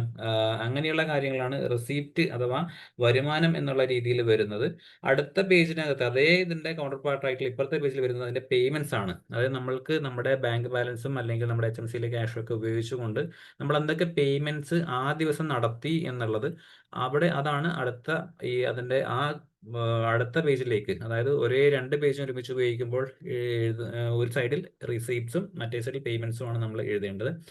അപ്പോൾ അത് നമ്മൾ കൃത്യമായിട്ട് നോക്കുകയും ഇതിൽ പറഞ്ഞിരിക്കുന്ന പോലെ തന്നെ എല്ലാ ചേർക്കലുകളും മെഡിക്കൽ ഓഫീസർ ഒന്ന് ഇനീഷ്യലി ചെയ്യണം. അതുപോലെ തന്നെ മാസാന്ത്യം ഓരോ മാസവും ഒരു റീകൺസലേഷൻ ചെയ്തിട്ട് നമ്മുടെ ഈ പറയുന്ന ബാങ്കിലെ സ്റ്റേറ്റ്മെന്റ് പ്രകാരമുള്ള തുക എത്രയാണ്, നമ്മുടെ HMCയിൽ കാണിച്ചിരിക്കുന്ന ക്യാഷ് ബുക്കിനകത്ത് കാണിച്ചിരിക്കുന്ന തുക എത്രയാണ് എന്നൊക്കെയുള്ള ഒരു സാക്ഷ്യപ്പെടുത്തലും കൂടെ വേണം. അത് കൃത്യമായിട്ട് ചെയ്യുന്നുണ്ട് എന്ന് ഉറപ്പുവരുത്തണം. പിന്നെ ഇതും നേരത്തെ പറഞ്ഞത് തന്നെയാണ്, ഓരോ എൻട്രിയും മെഡിക്കൽ ഓഫീസർ ഇനീഷ്യലി ചെയ്യേണ്ടതാണ്. പിന്നെ ഇതിനകത്ത് വൈറ്റ്നർ ഉപയോഗിക്കാൻ പാടില്ല എന്നുള്ളതാണ് ഒരു കാര്യം ഇതിനകത്ത് മനസ്സിലാക്കേണ്ടത്. അപ്പോൾ പലപ്പോഴും ചില സ്ഥലത്തൊക്കെ വൈറ്റ്നർ ഉപയോഗിച്ച് കാണാറുണ്ട്, പക്ഷെ അത് ഈ ക്യാഷ് ബുക്കിനകത്ത് അനുവദനീയമല്ല. അതിനകത്ത് തെറ്റ് സംഭവിക്കുകയാണെങ്കിൽ ആ തെറ്റൊന്ന് രണ്ട് വര വരച്ച് തടഞ്ഞിട്ട് അതിന്റെ അവിടെ പുതിയ തുക ചേർക്കുകയും മെഡിക്കൽ ഓഫീസർ ഇനീഷ്യൽ ചെയ്യുകയുമാണ് വേണ്ടത്. പിന്നെ ഇതും മറ്റൊരു ഓഡിറ്റ് ഒബ്ജക്ഷൻ ആണ്. അപ്പോൾ ഇതിനകത്തും ഇതാണ് പറയുന്നത്, എവിടെയൊക്കെ എൻട്രി വരുന്നുണ്ടോ, അതായത് ആ ദിവസത്തിന്റെ എൻട്രിക്ക് നേരെ പേയ്മെന്റ് സൈഡിലും റെസീപ്റ്റ് സൈഡിലും രണ്ട് സ്ഥലത്തും MO ഇനീഷ്യൽ ചെയ്യണം എന്നുള്ളതാണ്. പിന്നെ എവിടെയൊക്കെയാണോ, അതായത് പേയ്മെന്റ്സിന്റെ സൈഡിനകത്ത് ഒരു തുക, ഇതൊരു 12 രൂപയുടെ കണക്കേ ഉള്ളൂ, പക്ഷെ ചിലപ്പോൾ അത് 12,000 രൂപയാണെങ്കിലോ, അപ്പൊ അതായത് ഒരു വൗച്ചർ അവിടെ ഒരു പേയ്മെന്റ്സ് ആയിട്ട് എന്തെങ്കിലും സാധനം കൊടുത്തിട്ടുണ്ടെങ്കിൽ അതിന് കറസ്പോണ്ടിങ് ആയിട്ട് വൗച്ചർ ഉണ്ടോ എന്നുള്ള കാര്യം, വൗച്ചറിനകത്ത് എത്രയാണ് തുക എന്നൊക്കെ നോക്കിയിട്ടാണ് യഥാർത്ഥത്തിൽ നമ്മൾ ക്യാഷ് ബുക്ക് ഒപ്പിടേണ്ടത്. അപ്പോൾ നമ്മൾ പ്രത്യേകം ശ്രദ്ധിക്കേണ്ടത് ഇതാണ്, ഈ പറയുന്ന പേയ്മെന്റ് സൈഡിൽ അവർ എന്തൊക്കെ ഡിഡക്ട് ചെയ്യുന്നു, ഏതൊക്കെ പേയ്മെന്റ്സ് ആയിട്ട് കൊണ്ടുവരുന്നു, അതിനൊക്കെ കറസ്പോണ്ടിങ് ആയിട്ട് കൃത്യമായിട്ട് വൗച്ചേഴ്സ് ഉണ്ട് എന്നുള്ള കാര്യം നമ്മളൊന്ന് ഉറപ്പുവരുത്തണം. അതുപോലെ തന്നെയാണ് നമ്മൾക്ക് വരവ് ആയിട്ട് ലഭിക്കുന്ന കാര്യങ്ങൾ, HMCയുടെ OP ടിക്കറ്റിന്റെ തുകയാണെങ്കിലോ അല്ലെങ്കിൽ ലാബിലെ തുകയാണെങ്കിലോ അതൊക്കെ കൃത്യമായിട്ട് വരുന്നുണ്ട് എന്നുള്ളത് നമ്മൾ ഉറപ്പുവരുത്തേണ്ടതാണ്. ഇതും ഇതിനകത്ത് ഈ ഒന്ന് C ആയിട്ടുള്ള മൂന്നാമത്തെ കാര്യം, അതായത് മാസാവസാനം ഒരു ഫിസിക്കൽ ക്യാഷും അതുപോലെ തന്നെ ബാങ്കുമായിട്ടുള്ള അല്ലെങ്കിൽ അതിലെ സ്റ്റേറ്റ്മെന്റ് പ്രകാരമോ നമ്മളെ ക്യാഷ് ബുക്ക് പ്രകാരമോ ഒരേ രീതിയിലാണോ എന്നുള്ളതും ഒരേ തുക തന്നെയാണോ എന്നുള്ളതും നമ്മൾ റീകൺസിലേഷൻ സ്റ്റേറ്റ്മെന്റ് എഴുതേണ്ടതുണ്ട്. പിന്നെ ഈ D കാര്യം ഒരു പ്രത്യേകം ശ്രദ്ധിക്കേണ്ടതാണ്. അതായത് പലപ്പോഴും പല സ്ഥാപനങ്ങളിലും മെഡിക്കൽ ഓഫീസർ ഇൻചാർജുമായിട്ട് പൊതുവായിട്ട് പോകുമ്പോൾ നമ്മുടെ ക്ലർക്ക്മാർ പറയും, നമ്മൾക്ക് ഇപ്പം ഈ മാസം കറണ്ട് ബില്ല് അടക്കാനുണ്ട്, പഞ്ചായത്തിൽ പൈസ ഇല്ലാന്ന് പറയും, നമുക്ക് എടുത്ത് അടച്ചേക്കാം. പക്ഷെ അത് ശരിയാണ്, നമുക്ക് അങ്ങനെ HMCയിൽ നിന്നും ആ പറയുന്ന എമർജൻസി ആയിട്ടുള്ള കാര്യങ്ങൾക്ക് തുക ചിലവഴിക്കുന്നതിനകത്ത് തെറ്റില്ല. പക്ഷെ അതൊരു അഡ്വാൻസ് പേയ്മെന്റ് ആയിട്ട് എടുക്കാനേ പാടുള്ളൂ എന്നുള്ളതാണ് ഒന്നാമത്തെ കാര്യം. അതായത് നമ്മൾക്ക് ഇവിടെ നിന്ന് 1000 രൂപയുടെ ഈ കറണ്ട് ബില്ല് അടച്ചിട്ടുണ്ടെങ്കിൽ അല്ലെങ്കിൽ വാട്ടർ ചാർജ് അടച്ചിട്ടുണ്ടെങ്കിൽ അത് നമ്മൾ നമ്മുടെ പഞ്ചായത്തിൽ നിന്നും അത് തിരിച്ച് വാങ്ങിക്കേണ്ടതാണ്. അപ്പോൾ നമ്മൾ ചെയ്യേണ്ട ഒന്നാണ് അഡ്വാൻസ് രജിസ്റ്റർ എന്നുള്ള ഒരു സാധനം കൂടി. അതായത് ഇങ്ങനെയുള്ള തുകകൾ എടുക്കുമ്പോൾ ഒരു ക്യാഷ് അഡ്വാൻസ് രജിസ്റ്ററും കൂടെ വെക്കുകയും അതിനകത്ത് ഇത് ചേർക്കുകയും ചെയ്യുക എന്നുള്ളത് ഒരു കാര്യമാണ്. അപ്പോൾ എന്തൊക്കെ തുകയ്ക്ക് അഡ്വാൻസ് എടുത്തോ പിന്നെ അതിനുശേഷം തുക തിരിച്ചു കിട്ടിയോ എന്നുള്ള കാര്യങ്ങളും ഇതിനകത്ത് ചേർക്കേണ്ടതാണ്. അപ്പോൾ അവിടെ തന്നെ പറഞ്ഞു പോകാവുന്ന മറ്റൊരു കാര്യമാണ് ഒരു ചെക്ക് രജിസ്റ്റർ. അതായത് നമുക്ക് പല അക്കൗണ്ടുകളും നമ്മളെ സ്ഥാപനത്തിൻ്റെതായിട്ടുണ്ടാകാം. ഒരു പക്ഷേ പാലിയേറ്റീവിൻ്റെ അക്കൗണ്ട് വേറെ ഉണ്ടായിരിക്കാം, HMC ഉണ്ടായിരിക്കാം. അപ്പോൾ ഈ പറയുന്നതിനൊക്കെ നമുക്ക് ചെക്ക് ബുക്കും ഉണ്ടാകും. അപ്പോൾ ഓരോ തവണ നമ്മൾ ചെക്ക് ബുക്കിൽ ചെക്ക് എഴുതുമ്പോൾ ആ ചെക്കിൻ്റെ നമ്പർ വെച്ചിട്ട് നമ്മൾ ഒരു രജിസ്റ്റർ വേറെ തന്നെ സൂക്ഷിക്കുകയും ആ ചെക്കിൻ്റെ ആ നമ്പറിലുള്ള കാര്യം എന്തിനാണ് നമ്മൾ തുക എഴുതിയെടുത്തത് എന്നുള്ളത് രേഖപ്പെടുത്തുന്ന ഒരു ചെക്ക് രജിസ്റ്ററും കൂടി ഉണ്ടായിരിക്കണം. അപ്പോൾ അതും നമ്മൾ ഈ പറയുന്ന HMC ക്യാഷ് ബുക്കിന്റെ കൂടെ തന്നെ പാലിക്കേണ്ട 2 രജിസ്റ്റേഴ്സ് ആണ്. പിന്നെ ഇതിനകത്ത് ഈ പറയുന്ന പോലെ തന്നെ ചിലപ്പോൾ ഇതിനകത്ത് പറയാനുള്ള മറ്റൊരു കാര്യം, ഇപ്പോഴത്തെ എല്ലാ ആശുപത്രി ചെലവുകളും നമ്മൾ നടത്തുന്നത് പഞ്ചായത്തിന്റെ പ്രൊജക്ട് വഴിയാണ്. നേരത്തെ ആണെങ്കിൽ അത് ഓൺ ഫണ്ട് നേരിട്ട് തരുമായിരുന്നു, പക്ഷേ ഇപ്പോഴെല്ലാം പ്രൊജക്ട് വഴിയാണ്. അപ്പോൾ നമ്മൾ അഡ്വാൻസ് എടുത്തു കഴിഞ്ഞാൽ HMCയിലേക്ക് തിരിച്ചടക്കാനായിട്ട് എല്ലാ സെക്രട്ടറിമാരും തയ്യാറാകുന്നുണ്ടോ എന്ന് അറിയില്ല. അപ്പോൾ എന്തായി കഴിഞ്ഞാലും HMCയിൽ നിന്നും ഇത്തരത്തിൽ തുക എടുക്കുന്നുണ്ടെങ്കിൽ അത് അഡ്വാൻസ് ആയിട്ട് മാത്രം, അതായത് ഇലക്ട്രിസിറ്റി, ടെലിഫോൺ, ബയോമെഡിക്കൽ വേസ്റ്റ് തുടങ്ങിയവ. അതിന് ബയോമെഡിക്കൽ വേസ്റ്റിന്റെ കാര്യത്തിനകത്ത് എനിക്ക് അത്രയും ഉറപ്പ് പറയുന്നില്ല, ചിലപ്പോൾ അത് HMC നടക്കേണ്ടി വരും. എന്നാൽ കഴിഞ്ഞാലും ഇലക്ട്രിസിറ്റിയോ അല്ലെങ്കിൽ ടെലിഫോണോ അല്ലെങ്കിൽ ഗ്യാസോ അല്ലെങ്കിൽ വാട്ടറോ ഒക്കെ എടുക്കുന്നുണ്ടെങ്കിൽ അതിന്റെ ആ ചാർജ് വഹിക്കേണ്ടത് ബന്ധപ്പെട്ട തദ്ദേശ സ്വയംഭരണ സ്ഥാപനം തന്നെയാണ്. അപ്പോൾ അത് HMC എടുക്കുമ്പോൾ അഡ്വാൻസ് ആയിട്ട് മാത്രമേ എടുക്കാവൂ. പിന്നെ കഴിയുന്നതും ആ തുക തിരിച്ച് അടയ്ക്കാൻ തന്നെ ശ്രദ്ധിക്കണം എന്നുള്ളതാണ്. പിന്നെ ഇതിനകത്തെ ഈ 5ാമത്തെ കാര്യം പറഞ്ഞിട്ടുള്ള, അതായത് പലപ്പോഴും നമുക്ക് വരുമാനമായിട്ട് വരും ഇതുപോലെ തന്നെയാണ്. അതായത് ബാങ്ക് ദൂരെയാണെങ്കിൽ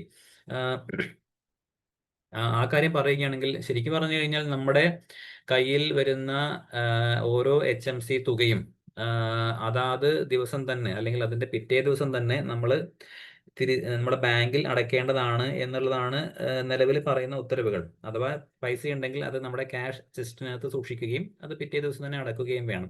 അതിനകത്ത് പലപ്പോഴും സംഭവിക്കുന്നതെന്ന് വെച്ച് കഴിഞ്ഞാൽ ഈ പറയുന്ന ബാങ്ക് ചിലപ്പോൾ ദൂരെയായിരിക്കാം. അപ്പോൾ അതുകൊണ്ട് തന്നെ ആ അടക്കാനായിട്ട് പോകുന്നത് ഒരു ചെലവായിരിക്കും. ആ ചെലവ് ഒഴിവാക്കാനായിട്ട് ചിലപ്പോഴെങ്കിലും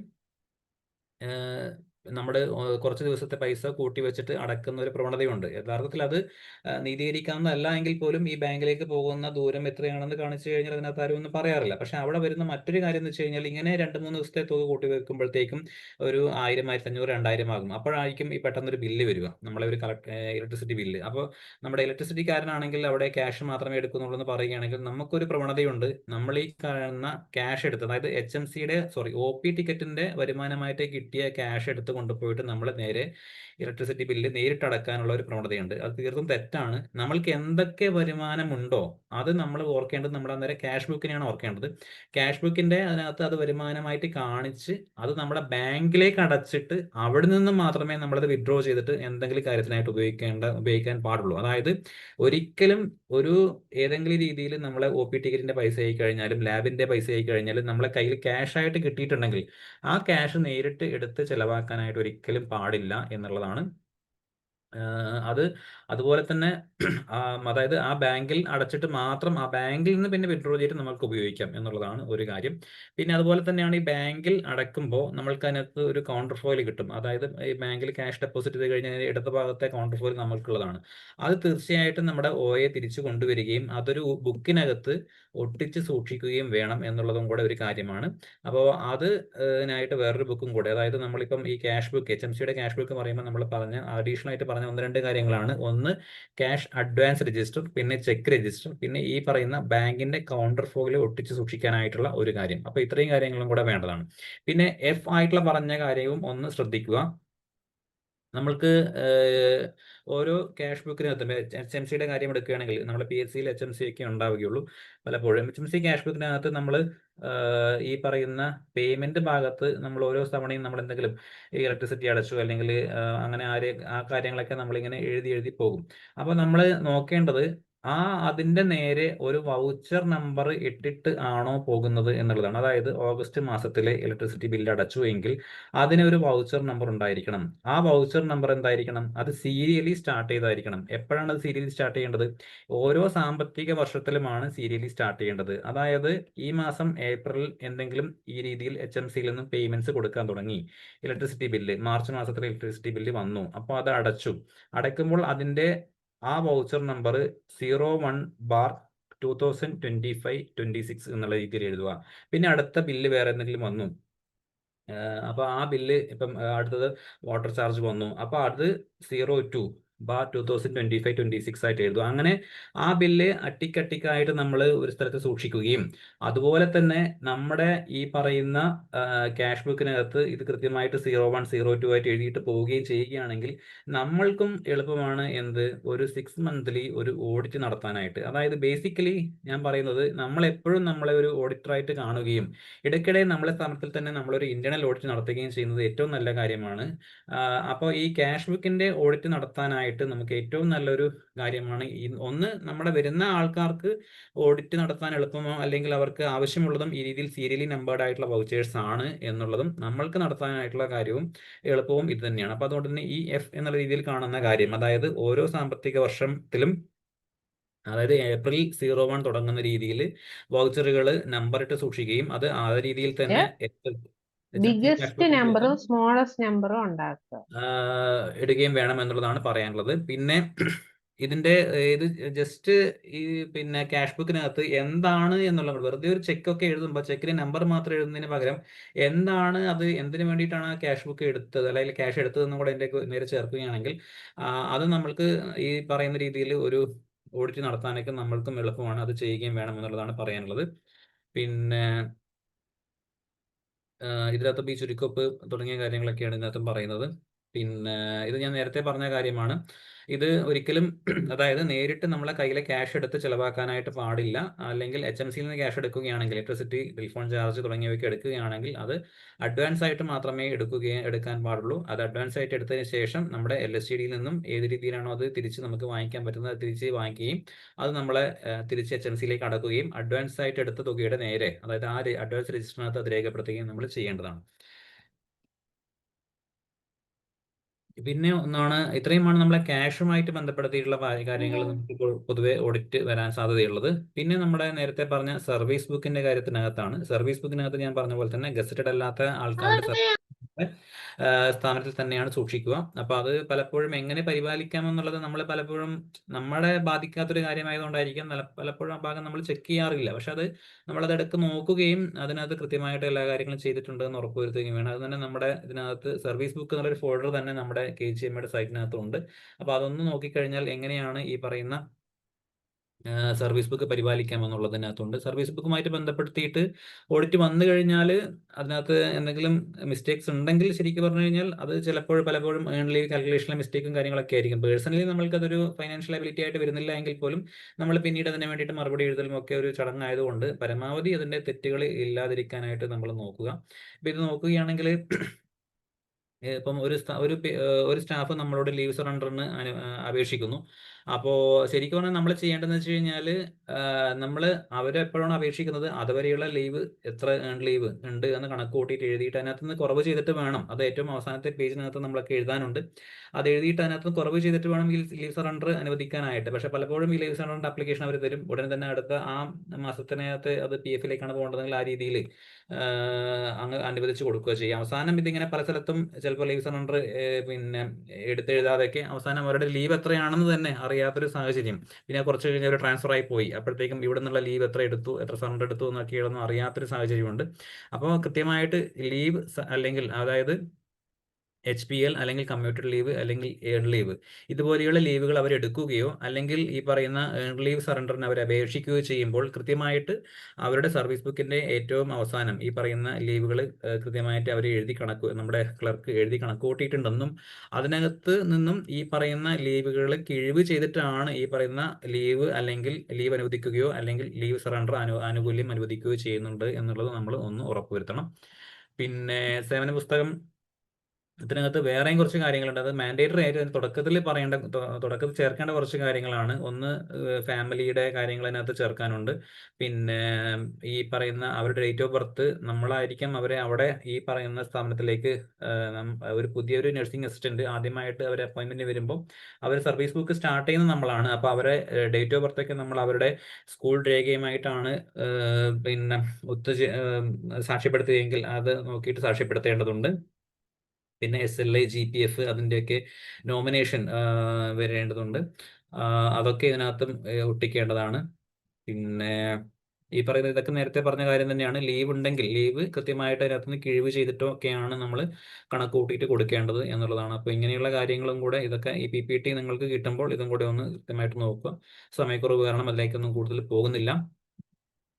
പിന്നെ ഇതിനകത്ത് ഇത് നമ്മുടെ ഒരു അനുഭവം വെച്ചിട്ട് പറയുന്ന ഒരു കാര്യമാണ്. അതായത് യഥാർത്ഥത്തിൽ നമ്മളുടെ ജീവനക്കാർക്ക് പിന്നെ അവരുടെ 2 വർഷ കാലയളവിനുള്ളിൽ, അതായത് നമ്മുടെ മിനിസ്ട്രിയൽ പോലെയുള്ള ആൾക്കാർക്ക് ആ 2 വർഷ കാലയളവിനുള്ളിൽ 1 വർഷത്തെ കംപ്ലീറ്റ് സർവീസ് ഉണ്ടെങ്കിൽ, കണ്ടിന്യൂസ് സർവീസ് ഉണ്ടെങ്കിൽ അവർക്ക്, അതുപോലെ തന്നെ MOP പോലെയുള്ള അവരുടെ മാൻഡേറ്ററി ഡിപ്പാർട്ട്മെന്റ് ടെസ്റ്റ് പാസ്സായിട്ടുണ്ടെങ്കിൽ അവർക്ക് നമ്മുടെ അവരുടെ പ്രൊബേഷൻ ഡിക്ലെയർ ചെയ്യേണ്ടതാണ്. പക്ഷെ ചിലപ്പോഴെങ്കിലും പ്രൊബേഷൻ ഡിക്ലെയർ ചെയ്യാതെ ഇങ്ങനെ ആൾക്കാർ കണ്ടിന്യൂ ചെയ്ത് പോയിട്ടുണ്ടാകാം. അപ്പോൾ റീസെന്റ് ആയിട്ട് നമ്മൾക്കൊരു ഒരു പിന്നെ ക്ലർക്ക് സാമ്പത്തിക ക്രമക്കേട് കാണിച്ചിട്ട് അവരതിന് പിന്നെ എന്താണ് മെമ്മോ ഓഫ് ചാർജസ് കൊടുത്തു. അപ്പോൾ അവരതിന് ഒരുപക്ഷെ അവരുടെ വക്കീൽ പറഞ്ഞു കൊടുത്ത മറുപടി ആയിരിക്കാം അവർ എഴുതിയതെന്ന് വെച്ച് കഴിഞ്ഞാൽ, എൻ്റെ പ്രൊബേഷൻ ഡിക്ലെയർ ചെയ്യിപ്പിക്കേണ്ടത് എൻ്റെ മേലുദ്യോഗസ്ഥരുടെ ഉത്തരവാദിത്തമാണ്, അല്ലെങ്കിൽ അവരതിനെ നടപടി എടുക്കേണ്ടതായിരുന്നു, അവർ നടപടി എടുക്കാത്തത് അവരുടെ കുറ്റമാണെന്നുള്ള രീതിയിലൊക്കെയാണ്. അപ്പോൾ ആ രീതിയിലുള്ളത് കൊണ്ട് പ്രൊബേഷൻ ഒരുപാട് ലേറ്റ് ആയിട്ടുള്ള ആൾക്കാരുണ്ടെങ്കിൽ അത് നമ്മുടെ മേലധികാരിയുടെ ശ്രദ്ധയിൽപ്പെടുത്തുന്നത് ഒരു കാര്യമായിരിക്കും. പിന്നെ പ്രൊബേഷൻ വളരെയധികം കാലം നീണ്ടു പോവുകയാണെങ്കിൽ അവരെ സർവീസിൽ നിന്നും പുറത്താക്കാനും വകുപ്പുണ്ട്. ഈ അടുത്ത് കാസർഗോഡ് ജില്ലയിലെ ഒരു സ്റ്റാഫിനെ അതുപോലെ പുറത്താക്കിയതായിട്ട് കണ്ടു. അപ്പോൾ എന്തായി കഴിഞ്ഞാൽ ഞാൻ പറഞ്ഞു വരുന്നത്, വളരെ നീണ്ട കാലയളവിലേക്ക് പ്രൊബേഷൻ ഡിക്ലെയർ ചെയ്യാതെ കണ്ടിന്യൂ ചെയ്യുന്ന, അതായത് ഇത് വരുന്നത് മിക്കപ്പോഴും ക്ലർക്കുമാർക്ക് അല്ലെങ്കിൽ മിനിസ്ട്രിയൽ സ്റ്റാഫിനായിരിക്കാം. കാരണം അവർക്കാണ് ഈ മാൻഡേറ്ററി ആയിട്ട് ഡിപ്പാർട്ട്മെന്റ് ടെസ്റ്റ് ഉള്ളത്. മറ്റ് സ്റ്റാഫിനാണെങ്കിൽ അതില്ലാത്തത് കൊണ്ട് ആ ഒരു ബുദ്ധിമുട്ട് വരുന്നില്ല. അപ്പോൾ അതൊക്കെ പാസ്സാവാത്തത് കാരണമോ അങ്ങനെയൊക്കെ ഇതുണ്ടെങ്കിൽ അതൊന്നും മേലധികാരികൾക്ക് ജസ്റ്റ് ഒന്ന് എഴുതി അറിയിക്കുന്നത് നല്ലതായിരിക്കും. ഇത്രയും കാലമായിട്ടും പ്രൊബേഷൻ ഡിക്ലെയർ ചെയ്യാത്ത ഇത്രയും സ്റ്റാഫ് ഇവിടെ ഉണ്ട് എന്നുള്ള ഒരു കാര്യം നമ്മുടെ സേഫ്റ്റിക്ക് വേണ്ടി പറഞ്ഞു എന്ന് മാത്രമേ ഉള്ളൂ. ഓക്കെ. പിന്നെ അറ്റൻഡൻസിന്റെ കാര്യം ഞാൻ പറഞ്ഞു. അറ്റൻഡൻസിനകത്ത് ഒന്ന്, ഏറ്റവും താഴെ ഓരോ ദിവസം നമ്മൾ വർക്ക് ചെയ്യുന്ന ദിവസങ്ങളിൽ ഏറ്റവും താഴെ ഒരു ഇനീഷ്യലി ചെയ്യേണ്ടതാണ്, ആ ഒരു ഡേറ്റിന്റെ ഏറ്റവും താഴെയായിട്ട്. പിന്നെ ഫീൽഡ് സ്റ്റാഫിന്റെ കാര്യത്തിനകത്ത് അവർ സബ് സെന്ററിലായിരിക്കും അവർ ഡ്യൂട്ടിക്ക് റിപ്പോർട്ട് ചെയ്യുന്നത് എങ്കിൽ, സബ് സെന്റർ ബിൽഡിംഗ് ഉണ്ടെങ്കിൽ അവിടെ റിപ്പോർട്ട് ചെയ്താൽ മതിയാകും. പക്ഷെ അതിനകത്ത് 2 കാര്യങ്ങളുണ്ട്. അന്നത്തെ ദിവസം അവർ FWC ആണോ എന്നുള്ളത്, ഫാമിലി വെൽഫെയർ സബ് സെന്ററിലാണോ എന്നുള്ളത് ഇതിനകത്ത് എഴുതി പിന്നെ രേഖപ്പെടുത്തേണ്ടതാണ്. ഒരിക്കലും ഒഴിച്ചിടാൻ പാടില്ല. അതുപോലെ തന്നെ അവരുടെ ടൂറുമായിട്ട് ഈ പറയുന്ന അറ്റൻഡൻസ് ഒന്ന് കമ്പയർ ചെയ്ത് നോക്കുകയും വേണം. കാരണം ഓരോ മാസം അവസാനവും അവർ നമ്മൾക്ക് അവരുടെ ടൂർ പ്രോഗ്രാം നമുക്ക് നൽകേണ്ടതാണ്. അഡ്വാൻസ് ടൂർ ഓരോ മാസത്തിന്റെയും തുടക്കത്തിലും അവരുടെ മന്ത്ലി ടൂർ ഏറ്റവും അവസാനവും നമ്മൾക്ക് നൽകേണ്ടതാണ്. അപ്പോൾ ഈ ടൂർ പ്രോഗ്രാമുമായിട്ട് മാച്ച് ചെയ്യുന്ന രീതിയിലായിരിക്കണം ഇവരുടെ ഈ ഫീൽഡ് സ്റ്റാഫിന്റെ അറ്റൻഡൻസ് കോളങ്ങൾ ഉണ്ടായിരിക്കേണ്ടത് എന്നുള്ളതാണ്. പിന്നെ ഇതൊരു സ്ഥാപനത്തിലെ ഹാജർ പട്ടിക, അതായത് അറ്റൻഡൻസ് രജിസ്റ്റർ നോക്കിയപ്പോൾ കിട്ടിയ ഓഡിറ്റ് ഒബ്ജക്ഷൻ ആണ്. അതിനകത്തെന്ന് വെച്ച് കഴിഞ്ഞാൽ പല സ്ഥലങ്ങളിലും വെട്ടലുകളും തിരുത്തലുകളും ഉണ്ട്. അപ്പോൾ അത് പരമാവധി ഒഴിവാക്കണം എന്നുള്ളതാണ്. പിന്നെ എന്തൊക്കെ അവധിയാണോ എടുക്കുന്നത് അതിന്റെ ആ കാലയളവൊന്നും ഇതിനകത്ത് എഴുതുന്നില്ല എന്നുള്ളതാണ്. പിന്നെ പെൻ നമ്പർ എഴുതണം. പിന്നെ ഇതിനകത്ത് പറഞ്ഞിട്ടുള്ളതാണ് കണ്ടത്, ഒന്ന് ഫീൽഡ് വിഭാഗം ഏത് സബ് സെന്ററിന്റെ കീഴിൽ വരുന്നു എന്നും കൂടെ എഴുതണം എന്നുള്ളത് പറയുന്നത് കാണുന്നുണ്ട്. അത് ഇങ്ങനെ ഒരു 1-2 ഓഡിറ്റ് ഒബ്ജക്ഷൻ അല്ലാതെ വേറെ എവിടെയും പറഞ്ഞ് കാണുന്നില്ല. പക്ഷേ JHI ഇന്ന സെക്ഷൻ എന്നോ അല്ലെങ്കിൽ JPS ഇന്ന സബ് സെന്റർ എന്നോ എഴുതുന്നത് നല്ലതായിരിക്കും എന്നാണ് തോന്നുന്നത്. പിന്നെ ഇത് പലപ്പോഴും ഈ 4ാമത്തെ കാര്യം ചിലപ്പോഴെങ്കിലും സംഭവിക്കുന്ന കാര്യമാണ്. ഈ ഫെബ്രുവരി 29-നും 30-നൊക്കെ പോയിട്ട് സൈൻ ചെയ്യുന്നത്. പിന്നെ കുറെ പേരിങ്ങനെ എന്തെങ്കിലും കാര്യങ്ങളിൽ ലീവ് ഒക്കെ ആയിട്ട് മാർക്ക് ചെയ്യാതെ പോകുന്നുണ്ടോ എന്നുള്ളത്. എന്തായാലും നമ്മൾ മാസാവസാനം ചിലപ്പോഴെങ്കിലും നമ്മൾക്ക് ഈ പറയുന്ന രീതിയിൽ അന്നൊന്നോ അല്ലെങ്കിൽ പിറ്റേന്നൊന്നോ ചിലപ്പോൾ നമുക്ക് കോളം ഫില്ല് ചെയ്യാൻ പറ്റണമെന്നില്ല. അതൊന്നും ഒരിക്കലും അനുവദിക്കാൻ പറ്റുന്ന കാര്യമല്ല. പക്ഷെ ഒരു മാസം അവസാനം ആകുമ്പോഴെങ്കിലും നമ്മൾ നോക്കണം, ഈ കഴിഞ്ഞ മാസം ആരെങ്കിലും പിന്നെ എന്തെങ്കിലും സൈൻ ചെയ്യാൻ വിട്ടുപോയിട്ടുണ്ടോ എന്ന്. കാരണം ഒരു മാസം കഴിഞ്ഞാൽ പിന്നെ എനിക്ക് തോന്നുന്നില്ല ആരെങ്കിലും കഴിഞ്ഞ മാസത്തെ അറ്റൻഡൻസിന്റെ ആ കോളം നോക്കുന്നുള്ളത്. അപ്പോൾ ഒരു മാസം തീരുമ്പോഴത്തേക്കും MO1 ഈ കഴിഞ്ഞ മാസം ആരെങ്കിലുമൊക്കെ എന്തെങ്കിലുമൊക്കെ ചേർക്കാൻ വിട്ടുപോയിട്ടുണ്ടോ എന്നുള്ളത് നോക്കുന്നത് നല്ലതായിരിക്കാം. പിന്നെ ഈ അവധി അപേക്ഷകൾ, അത് എപ്പോഴും കാണുന്ന ഒരു സംഭവമാണ്. നമ്മുടെ കീഴ്ജീവനക്കാർ നമ്മൾക്ക് പിന്നെ CL-ന്റെയോ അല്ലെങ്കിൽ CH-ന്റെയോ ഒക്കെ അല്ലെങ്കിൽ അപേക്ഷ തരും. ഏൺ ലീവ് ഒക്കെ ആണെങ്കിൽ അത് നമ്മൾക്ക് വേറെ വെക്കാനുണ്ടാകും. പക്ഷേ ഈ CL-ന്റെ ഒക്കെ അപേക്ഷ അവസാനം നമ്മൾ എന്ത് ചെയ്യും, ഈ അറ്റൻഡൻസ് രജിസ്റ്ററിന്റെ ഏറ്റവും അവസാനം കൊണ്ടുവയ്ക്കും.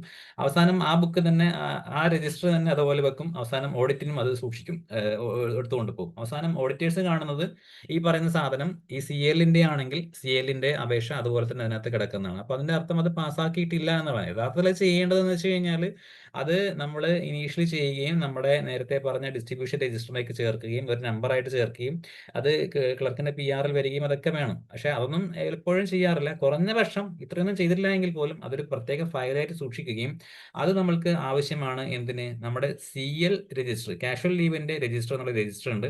അതും പലപ്പോഴും നമ്മൾക്ക് നമ്മൾ CL എപ്പോഴും ചെയ്യുന്നത് നമ്മുടെ എളുപ്പത്തിന് വേണ്ടിയിട്ട് അറ്റൻഡൻസിന്റെ ഇങ്ങേ മൂലയ്ക്ക് CLന്റെ എണ്ണം കൂട്ടി വെക്കുന്നതാണ് ഈ മാസം. അതായത് നമ്മുടെ ഒരു എളുപ്പത്തിനാണ്. പക്ഷെ ശരിക്കും പറഞ്ഞു കഴിഞ്ഞാൽ നമ്മൾ ചെയ്യേണ്ടത് കാഷ്വൽ ലീവ് രജിസ്റ്റർ എന്നുള്ള രജിസ്റ്റർ നമ്മുടെ സ്ഥാപനത്തിൽ ഉണ്ടായിരിക്കണം. അതിനകത്ത് ഓരോ വ്യക്തിക്കും ഓരോ പിന്നെ സ്റ്റാഫിനും പേജുകൾ വേണം. അപ്പോൾ എടുക്കുന്ന CLന്റെ എണ്ണം അതിനകത്ത് ഇങ്ങനെ എഴുതി പോകണം എന്നുള്ളതാണ് പ്രധാനമായിട്ടും ചെയ്യാനുള്ളത്. അപ്പോൾ ഈ പറയുന്ന CL അപേക്ഷ, അതായത് പലപ്പോഴും CL ഫോൺ വഴിയാണ് നമ്മളെ അറിയിക്കുക. പക്ഷേങ്കിൽ അവരോട് ഒരു CL അപേക്ഷ തരികയും അത് പ്രത്യേകം ഫയൽ ചെയ്ത് സൂക്ഷിക്കാനും, അപ്പോൾ അതോടൊപ്പം തന്നെ നമ്മൾ ഈ പറയുന്ന ഇടയ്ക്കൊക്കെ ഒന്ന് അറ്റൻഡൻസ് മാസത്തിൽ അവസാനമെങ്കിലും നമ്മൾ കൃത്യമായിട്ട് നോക്കുന്ന പോലെ തന്നെ നമ്മൾ നോക്കേണ്ട ഒന്നാണ് CL രജിസ്റ്റർ. അതായത് ഒരു സ്റ്റാഫ് 8 CL ഈ വർഷം ഇതുവരെ എടുത്തിട്ടുണ്ടെങ്കിൽ അത്രയും എൻട്രി അവരുടെ CL രജിസ്റ്ററിനകത്തും കൂടെ വന്നിട്ടുണ്ട് എന്നുള്ളതും കൂടെ നമ്മൾ നോക്കേണ്ടതാണ്. പിന്നെ അതുപോലെ തന്നെയാണ് ഈ വർക്കിംഗ് അറേഞ്ച്മെന്റ്. പലപ്പോഴും പല സ്ഥാപനങ്ങളിലും ഈ സ്ഥാപനത്തിൽ നിന്നും മറ്റൊരു സ്ഥാപനത്തിലേക്ക് വർക്കിംഗ് അറേഞ്ച്മെന്റിന് പോയിട്ടുള്ള ആൾക്കാരുണ്ടാകാം. അപ്പോൾ നമ്മൾ ഒരു രീതി വെച്ചിട്ട് അതങ്ങ് വർക്കിംഗ് അറേഞ്ച്മെന്റിന് ഉള്ള ആളാണെങ്കിൽ പോലും നമ്മളത് സാലറി കൊടുത്തുകൊണ്ടേയിരിക്കും. പക്ഷെ അവരവിടെ വർക്ക് ചെയ്യുന്നതിന്റെ യാതൊരു പ്രൂഫും ഇവിടെ ഉണ്ടായിരിക്കില്ല. അപ്പോൾ കുറെ കഴിഞ്ഞിട്ട് ഓഡിറ്റിന് വരുമ്പോഴാണ് അവരുടെ ആ സ്ഥാപനത്തിലെ അറ്റൻഡൻസിന്റെ സർട്ടിഫിക്കറ്റ് ഇവിടെ കിട്ടിയിട്ടില്ല എന്ന് മനസ്സിലാവുക. അപ്പോൾ നമ്മൾ നോക്കേണ്ടത് വർക്കിംഗ് അറേഞ്ച്മെന്റ് ഒരു കുറ്റമല്ല, പക്ഷെ വർക്കിംഗ് അറേഞ്ച്മെന്റിൽ ആരൊക്കെ പോയിട്ടുണ്ടോ എങ്കിൽ അവരുടെയൊക്കെ എവിടേക്കൊക്കെയാണ് വർക്കിംഗ് അറേഞ്ച്മെന്റ് ഉള്ളത്. പലപ്പോഴും നമ്മൾ ചിലപ്പോൾ ആഴ്ചയിൽ 3 ദിവസമൊക്കെ ആയിരിക്കും ചിലപ്പോൾ വർക്കിംഗ് അറേഞ്ച്മെന്റ് പോകുന്നത്. അങ്ങനെയാണെങ്കിൽ പോലും അവർ പോകുന്ന ആ സ്ഥാപനത്തിൽ നിന്നും ഒരു വർക്കിംഗ് അറ്റൻഡൻസിന്റെ ഒരു സർട്ടിഫിക്കറ്റ് വാങ്ങിക്കുകയും അത് നമ്മുടെ സ്ഥാപനത്തിൽ ഫയൽ ചെയ്ത് സൂക്ഷിക്കുകയും വേണ്ടതാണ്. അങ്ങനെ നമ്മൾ ആവശ്യപ്പെടുക. 1-2 മാസമൊക്കെ നമ്മൾക്ക് സർട്ടിഫിക്കറ്റ് ഇല്ലാതെ കൊടുക്കാം. പക്ഷേങ്കിൽ തുടർച്ചയായിട്ട് ഒരു സർട്ടിഫിക്കറ്റ് ആ സ്ഥാപനത്തിൽ നിന്നും അയക്കുന്നില്ല എങ്കിൽ ഈ സ്റ്റാഫിന്റെ സാലറിയും കൊടുക്കില്ല എന്ന് പറയേണ്ടി വരും. അങ്ങനെ പറഞ്ഞു കഴിഞ്ഞാൽ മാത്രമേ ചിലപ്പോഴെങ്കിലും അറ്റൻഡൻസ് സർട്ടിഫിക്കറ്റ് കൃത്യമായിട്ട് കൊടുക്കുന്നത് കാണുന്നുള്ളൂ. അപ്പോൾ അത് കൃത്യമായിട്ട് ഒന്ന് നോക്കുക വർക്കിംഗ് അറേഞ്ച്മെന്റിന്റെ കാര്യത്തിൽ എന്നുള്ളതാണ് പറയാനുള്ളത്. പിന്നെ ഇത് ഞാൻ നേരത്തെ പറഞ്ഞതാണ്, ഇതിന്റെ കാര്യം ഞാൻ കൂടുതൽ ഡീറ്റെയിൽ ആയിട്ട് പറയുന്നില്ല എന്നുള്ളത്. ഏതൊക്കെ ലീവ് ഒരുമിച്ച് എടുക്കാം എന്നുള്ളത് നിങ്ങൾക്ക് നമ്മുടെ ലീവ് ഫോൾഡറിൽ പോയി കഴിഞ്ഞാൽ കാണാം. പിന്നെ ഒന്നാണ് നമ്മുടെ ഫീൽഡ് സ്റ്റാഫിന്റെ ടൂർ. അതായത് ഇതിനകത്ത് പിന്നെ ഈ ഒരു A എന്ന് എഴുതിയിട്ടുള്ളതിനകത്ത് കാണാം. അതായത് ഈ ഒരു സ്റ്റാഫ് ആ ഒരു കാലയളവിനകത്ത് പിന്നെ അയാൾ അറ്റൻഡൻസിനകത്ത് സൈൻ ചെയ്തിട്ടുണ്ട്. പക്ഷെ അയാളുടെ ടൂർ ഡയറി നോക്കിയപ്പോൾ മന്ത്ലി ടൂർ കൊടുത്തപ്പോൾ അതിനകത്തുള്ളത് വേറെയാണ്.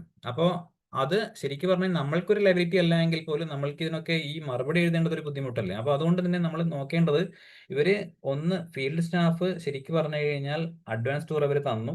അതിനകത്ത് മാറ്റം ഉണ്ടാകാം. ഒരു മന്ത്ലി ടൂർ അവസാനം തരുന്ന ടൂർ, ആ മന്ത്ലി ടൂർ അവർ തന്നാൽ മാത്രമേ അവർ ശരിക്കും പറഞ്ഞു കഴിഞ്ഞാൽ അവരെ സാലറി പാസ്സാക്കി കൊടുക്കേണ്ടതുള്ളൂ. കാരണം ഒരു പെർമനന്റ് കൺവെയൻസ് അലവൻസ് ഉള്ള PCA അടക്കം അവർ വാങ്ങിക്കുന്നവരാണ്. അപ്പൊ ഇത്രയും ഈ ടൂറൊക്കെ ഞാൻ നടത്തി എന്ന് തന്നിട്ടുള്ള ഒരു സർട്ടിഫിക്കറ്റ് അല്ല ഒരു ടൂർ പ്രോഗ്രാം അവർ മാസാവസാനം തരികയും അത് നമ്മൾ പരിശോധിച്ച് അറ്റൻഡൻസ് രജിസ്റ്ററുമായിട്ട് ഒത്തുനോക്കുകയും അത് നമ്മൾ ഫയൽ ചെയ്യുകയും ചെയ്താൽ മാത്രമേ നമ്മൾ ശരിക്കും പറഞ്ഞു കഴിഞ്ഞാൽ അവരുടെ സാലറി നമ്മൾ പാസ്സാക്കേണ്ടതുള്ളൂ. അപ്പോൾ എല്ലാ മാസവും ഈ പറയുന്ന ഫീൽഡ് സ്റ്റാഫിന്റെ മന്ത്ലി ടൂർ നമ്മൾ വാങ്ങിച്ചു വെക്കുകയും അത് അവരുടെ അറ്റൻഡൻസുമായിട്ട് നോക്കുകയും ചെയ്യേണ്ടതാണ് എന്നുള്ളതാണ് പറയാനുള്ളത്. അപ്പോൾ ഇങ്ങനെയൊക്കെയുള്ള ഓഡിറ്റ് ഒബ്ജക്ഷനും കൂടെ വരാൻ സാധ്യതയുണ്ട് എന്നുള്ളതും കൂടെ പറഞ്ഞു വെക്കുകയാണ്.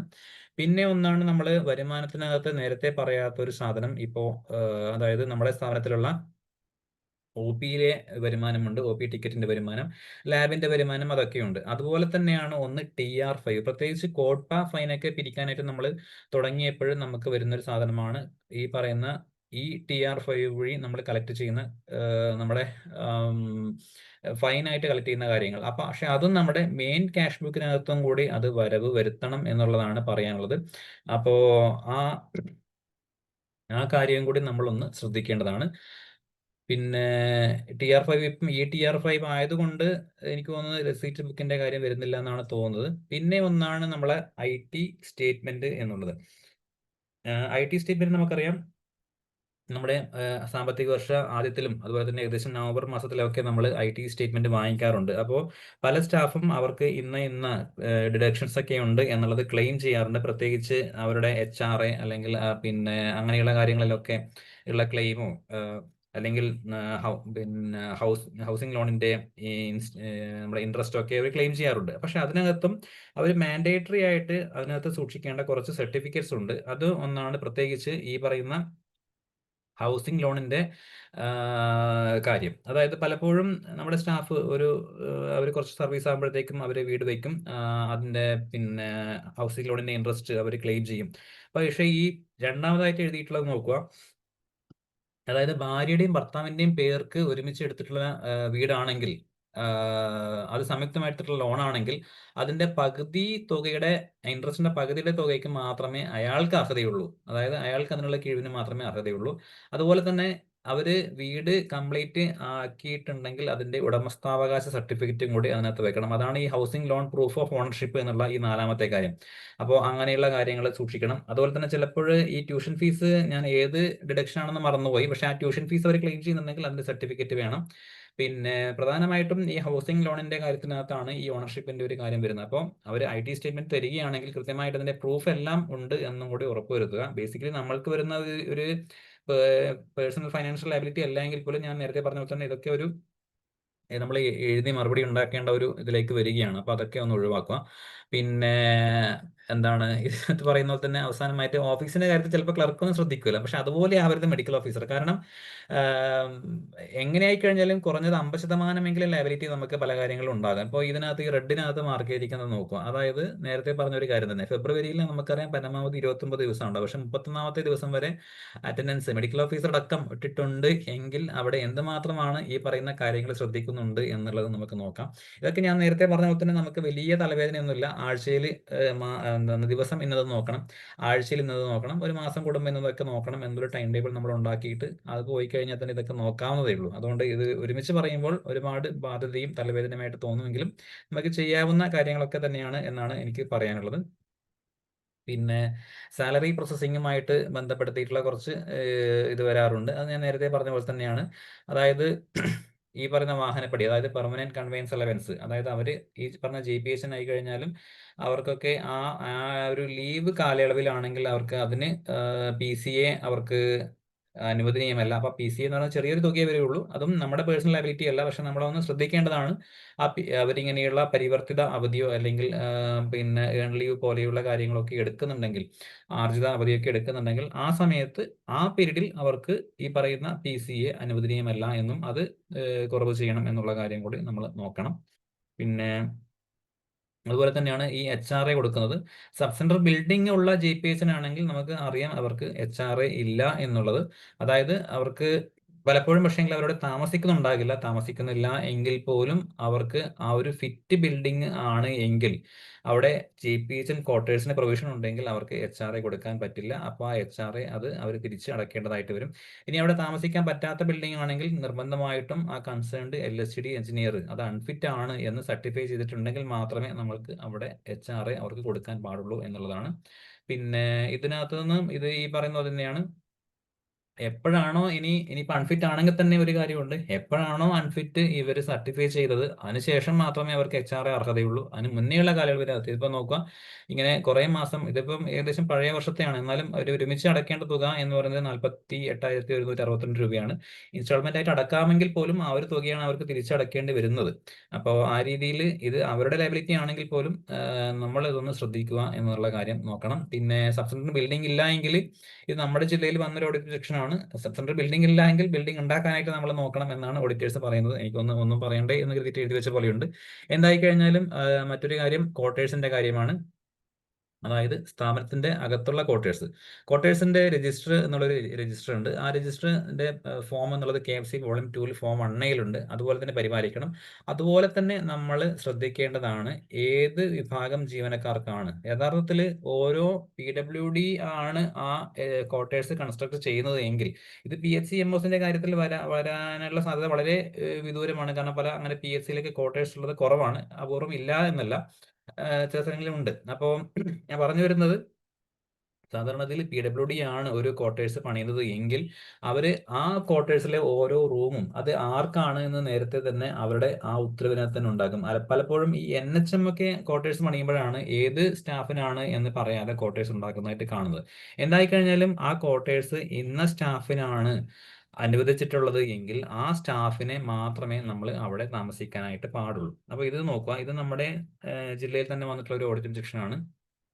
അപ്പോൾ അവരുടെ ആ പിന്നെ മെഡിക്കൽ ഓഫീസർക്കുള്ള ക്വാർട്ടേഴ്സ് ആയിരുന്നു. മെഡിക്കൽ ഓഫീസറോട് നിൽക്കാറില്ലായിരുന്നു, പക്ഷെ ആ ക്വാർട്ടേഴ്സിലെ അവർ HRAയും അതുപോലെ തന്നെ അവർക്ക് HRA അനുവദനീയമല്ല. അതായത് ക്വാർട്ടേഴ്സ് ഗവൺമെന്റ് കാണുന്നത്, ഗവൺമെന്റ് പൈസ മുടക്കി അവിടെ ക്വാർട്ടേഴ്സ് പണിഞ്ഞു, അവർ അവിടെ താമസിക്കേണ്ടതാണ്. പിന്നെ HRA എന്നുള്ള പിന്നെ അലവൻസ് അവർക്ക് കൊടുക്കേണ്ടതില്ല. അപ്പോൾ ആ HRAക്ക് അവരെ അർഹരല്ല. അതുപോലെ തന്നെ 2% ഓഫ് ദി ബേസിക് ആണെന്നാണ് എൻ്റെ ഓർമ്മ, അതിനും അവർ അർഹരല്ല. അപ്പൊ അത്രയും തുക അവർ തിരിച്ച് അടക്കേണ്ടി വരും. അവർ അവിടെ വർക്ക് ചെയ്ത കാലയളവിൽ അവസാനം എഴുതിയിട്ടുള്ള HRA + 2%ന്റെ കാൽക്കുലേഷൻ ചെയ്തിട്ട് അവർ ഈ ഒരു മെഡിക്കൽ ഓഫീസർ 39,000 റുപ്പീസും മറ്റേ മെഡിക്കൽ ഓഫീസർ 16,000 റുപ്പീസും തിരിച്ച് അടക്കേണ്ടതായിട്ട് വരും എന്നുള്ളതാണ് ഇതിനകത്ത് അവർ കണ്ടെത്തിയിട്ടുള്ള ഓഡിറ്റ് ഒബ്ജക്ഷൻ. അപ്പോൾ ക്വാർട്ടേഴ്സ് ഉണ്ടെങ്കിൽ ഈ ഒരു കാര്യം ശ്രദ്ധിക്കുക എന്നുള്ളതാണ് പറയാനുള്ളത്.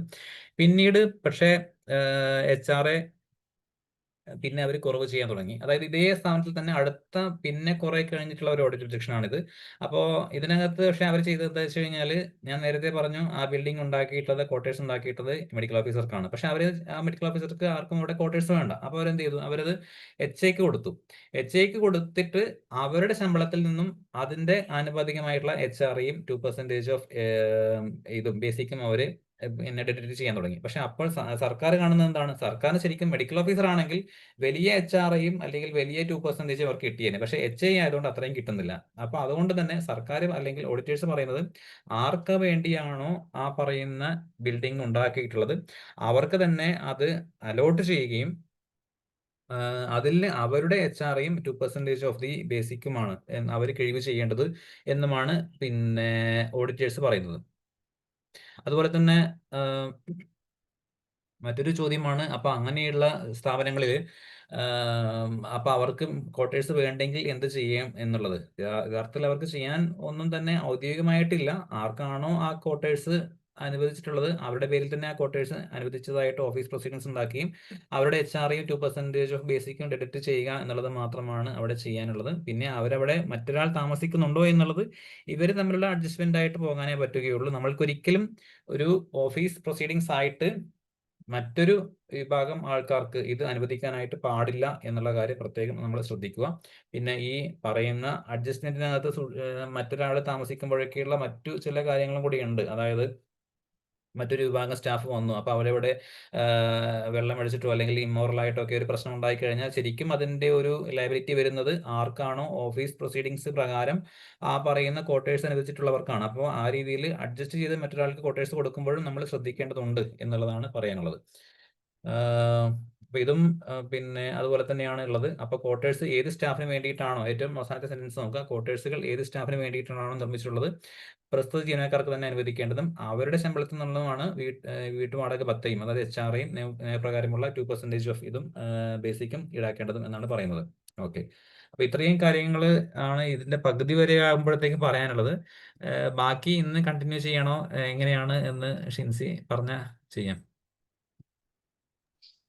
ഇല്ല, നമുക്ക് അടുത്ത സെഷനായിട്ട് വേറൊരു ദിവസം വെക്കുന്നല്ലേ നല്ലത്? അതായിരിക്കും നല്ലത്. കാരണം ഇത് ഇങ്ങനെ ഞാൻ കഴിഞ്ഞ തവണ ഏതാണ്ട് ഈ ക്ലാസ് എടുത്തപ്പോൾ ഒരു 10 മണിക്ക് കഴിയുന്നവരെ പോയി. അപ്പൊ അതിനേക്കാളും നല്ലത് അടുത്ത ബാക്കി ഏകദേശം പകുതിയോളം തന്നെ ബാക്കിയുണ്ട്. അപ്പോ അത് അടുത്ത സെഷനായിട്ട് കൈകാര്യം ചെയ്യാം. ഈ പറയുന്ന സ്ലൈഡ്സിൽ മാത്രം എന്തെങ്കിലും ഡൗട്ട്സ് ഉണ്ടെങ്കിൽ നമുക്ക് ആ ഡൗട്ട്സ് എടുക്കാം.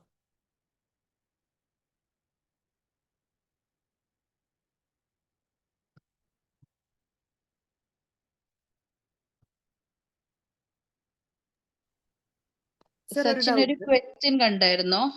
ഞാൻ നോക്കുവാണേ. Good evening sir.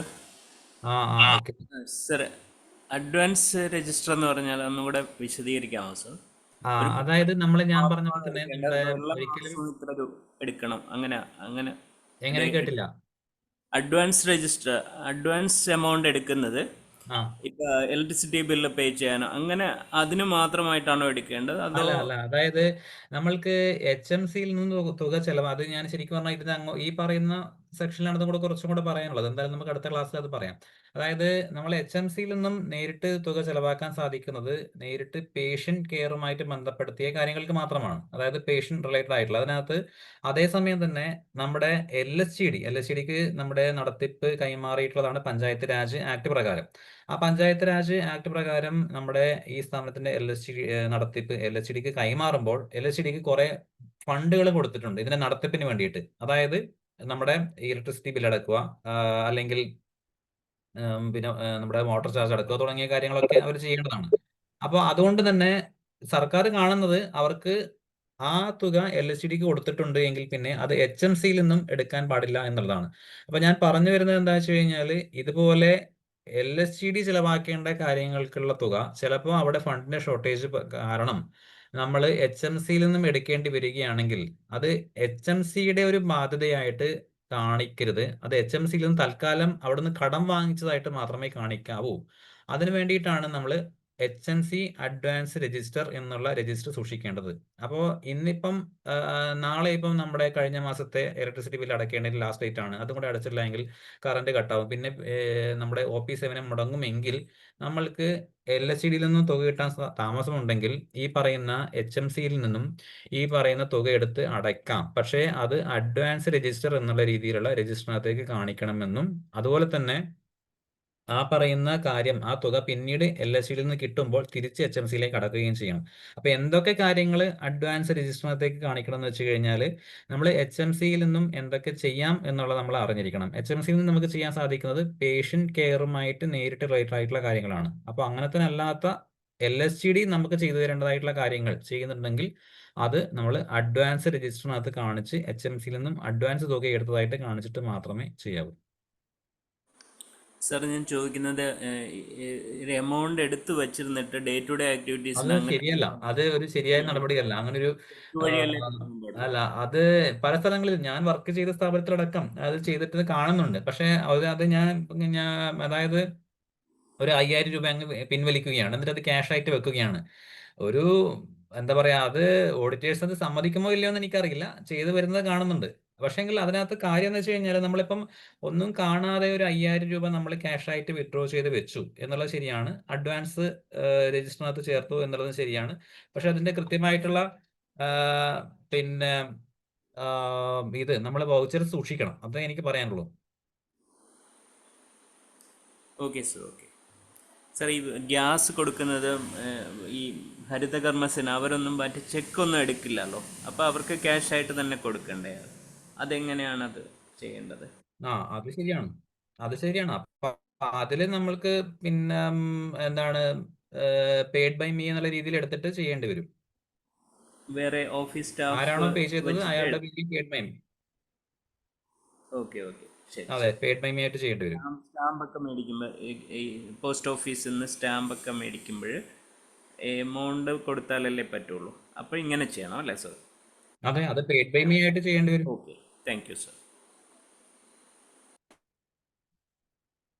സച്ചിൻ ഇടക്കൊന്ന് പറഞ്ഞോട്ടെ, ഞാൻ ഡോക്ടർ ജീജ. ഹലോ. മാഡം. അപ്പൊ ഞാൻ ഇവിടെ ഉണ്ടായിരുന്നു. അപ്പൊ അഡ്വാൻസിന്റെ ഞാൻ ചെറിയ PHC-ക്കാണ് 5000 അങ്ങനെ എടുത്ത് വെക്കാം. നമുക്കത് HMC-യിൽ തീരുമാനമാക്കിയാൽ മതി, ഹയർ അപ്പ് ചെയ്യണമെന്നുണ്ടെങ്കിൽ. അപ്പം നമ്മൾ മേജർ ഹോസ്പിറ്റൽ, താലൂക്ക് ആശുപത്രി അങ്ങനെയുള്ള CHC-യിലൊക്കെ ആണെങ്കിൽ നമുക്ക് കുറച്ചും കൂടെ എമൗണ്ട് അധികം ആവശ്യം വരും. അപ്പോൾ അങ്ങനെയാണെങ്കിൽ നമ്മൾ HMC-യിൽ പാസ്സാക്കി വെച്ചാൽ മതിയാവും. അഡ്വാൻസ് പ്രത്യേകിച്ചിട്ട് നമ്മുടെ ഈ CHC പോലെയൊക്കെ അഡ്മിഷൻ ഒക്കെ ഉള്ള സ്ഥലങ്ങളാണെങ്കിൽ RSPY ഒക്കെ ഉണ്ടെങ്കിൽ ചിലപ്പോൾ അവർക്ക് നമ്മൾ പേയ്മെന്റ് ചെയ്യിച്ചിട്ട് അഡ്വാൻസ് ചിലപ്പോൾ തിരിച്ചു കൊടുക്കേണ്ട ആവശ്യം വരും.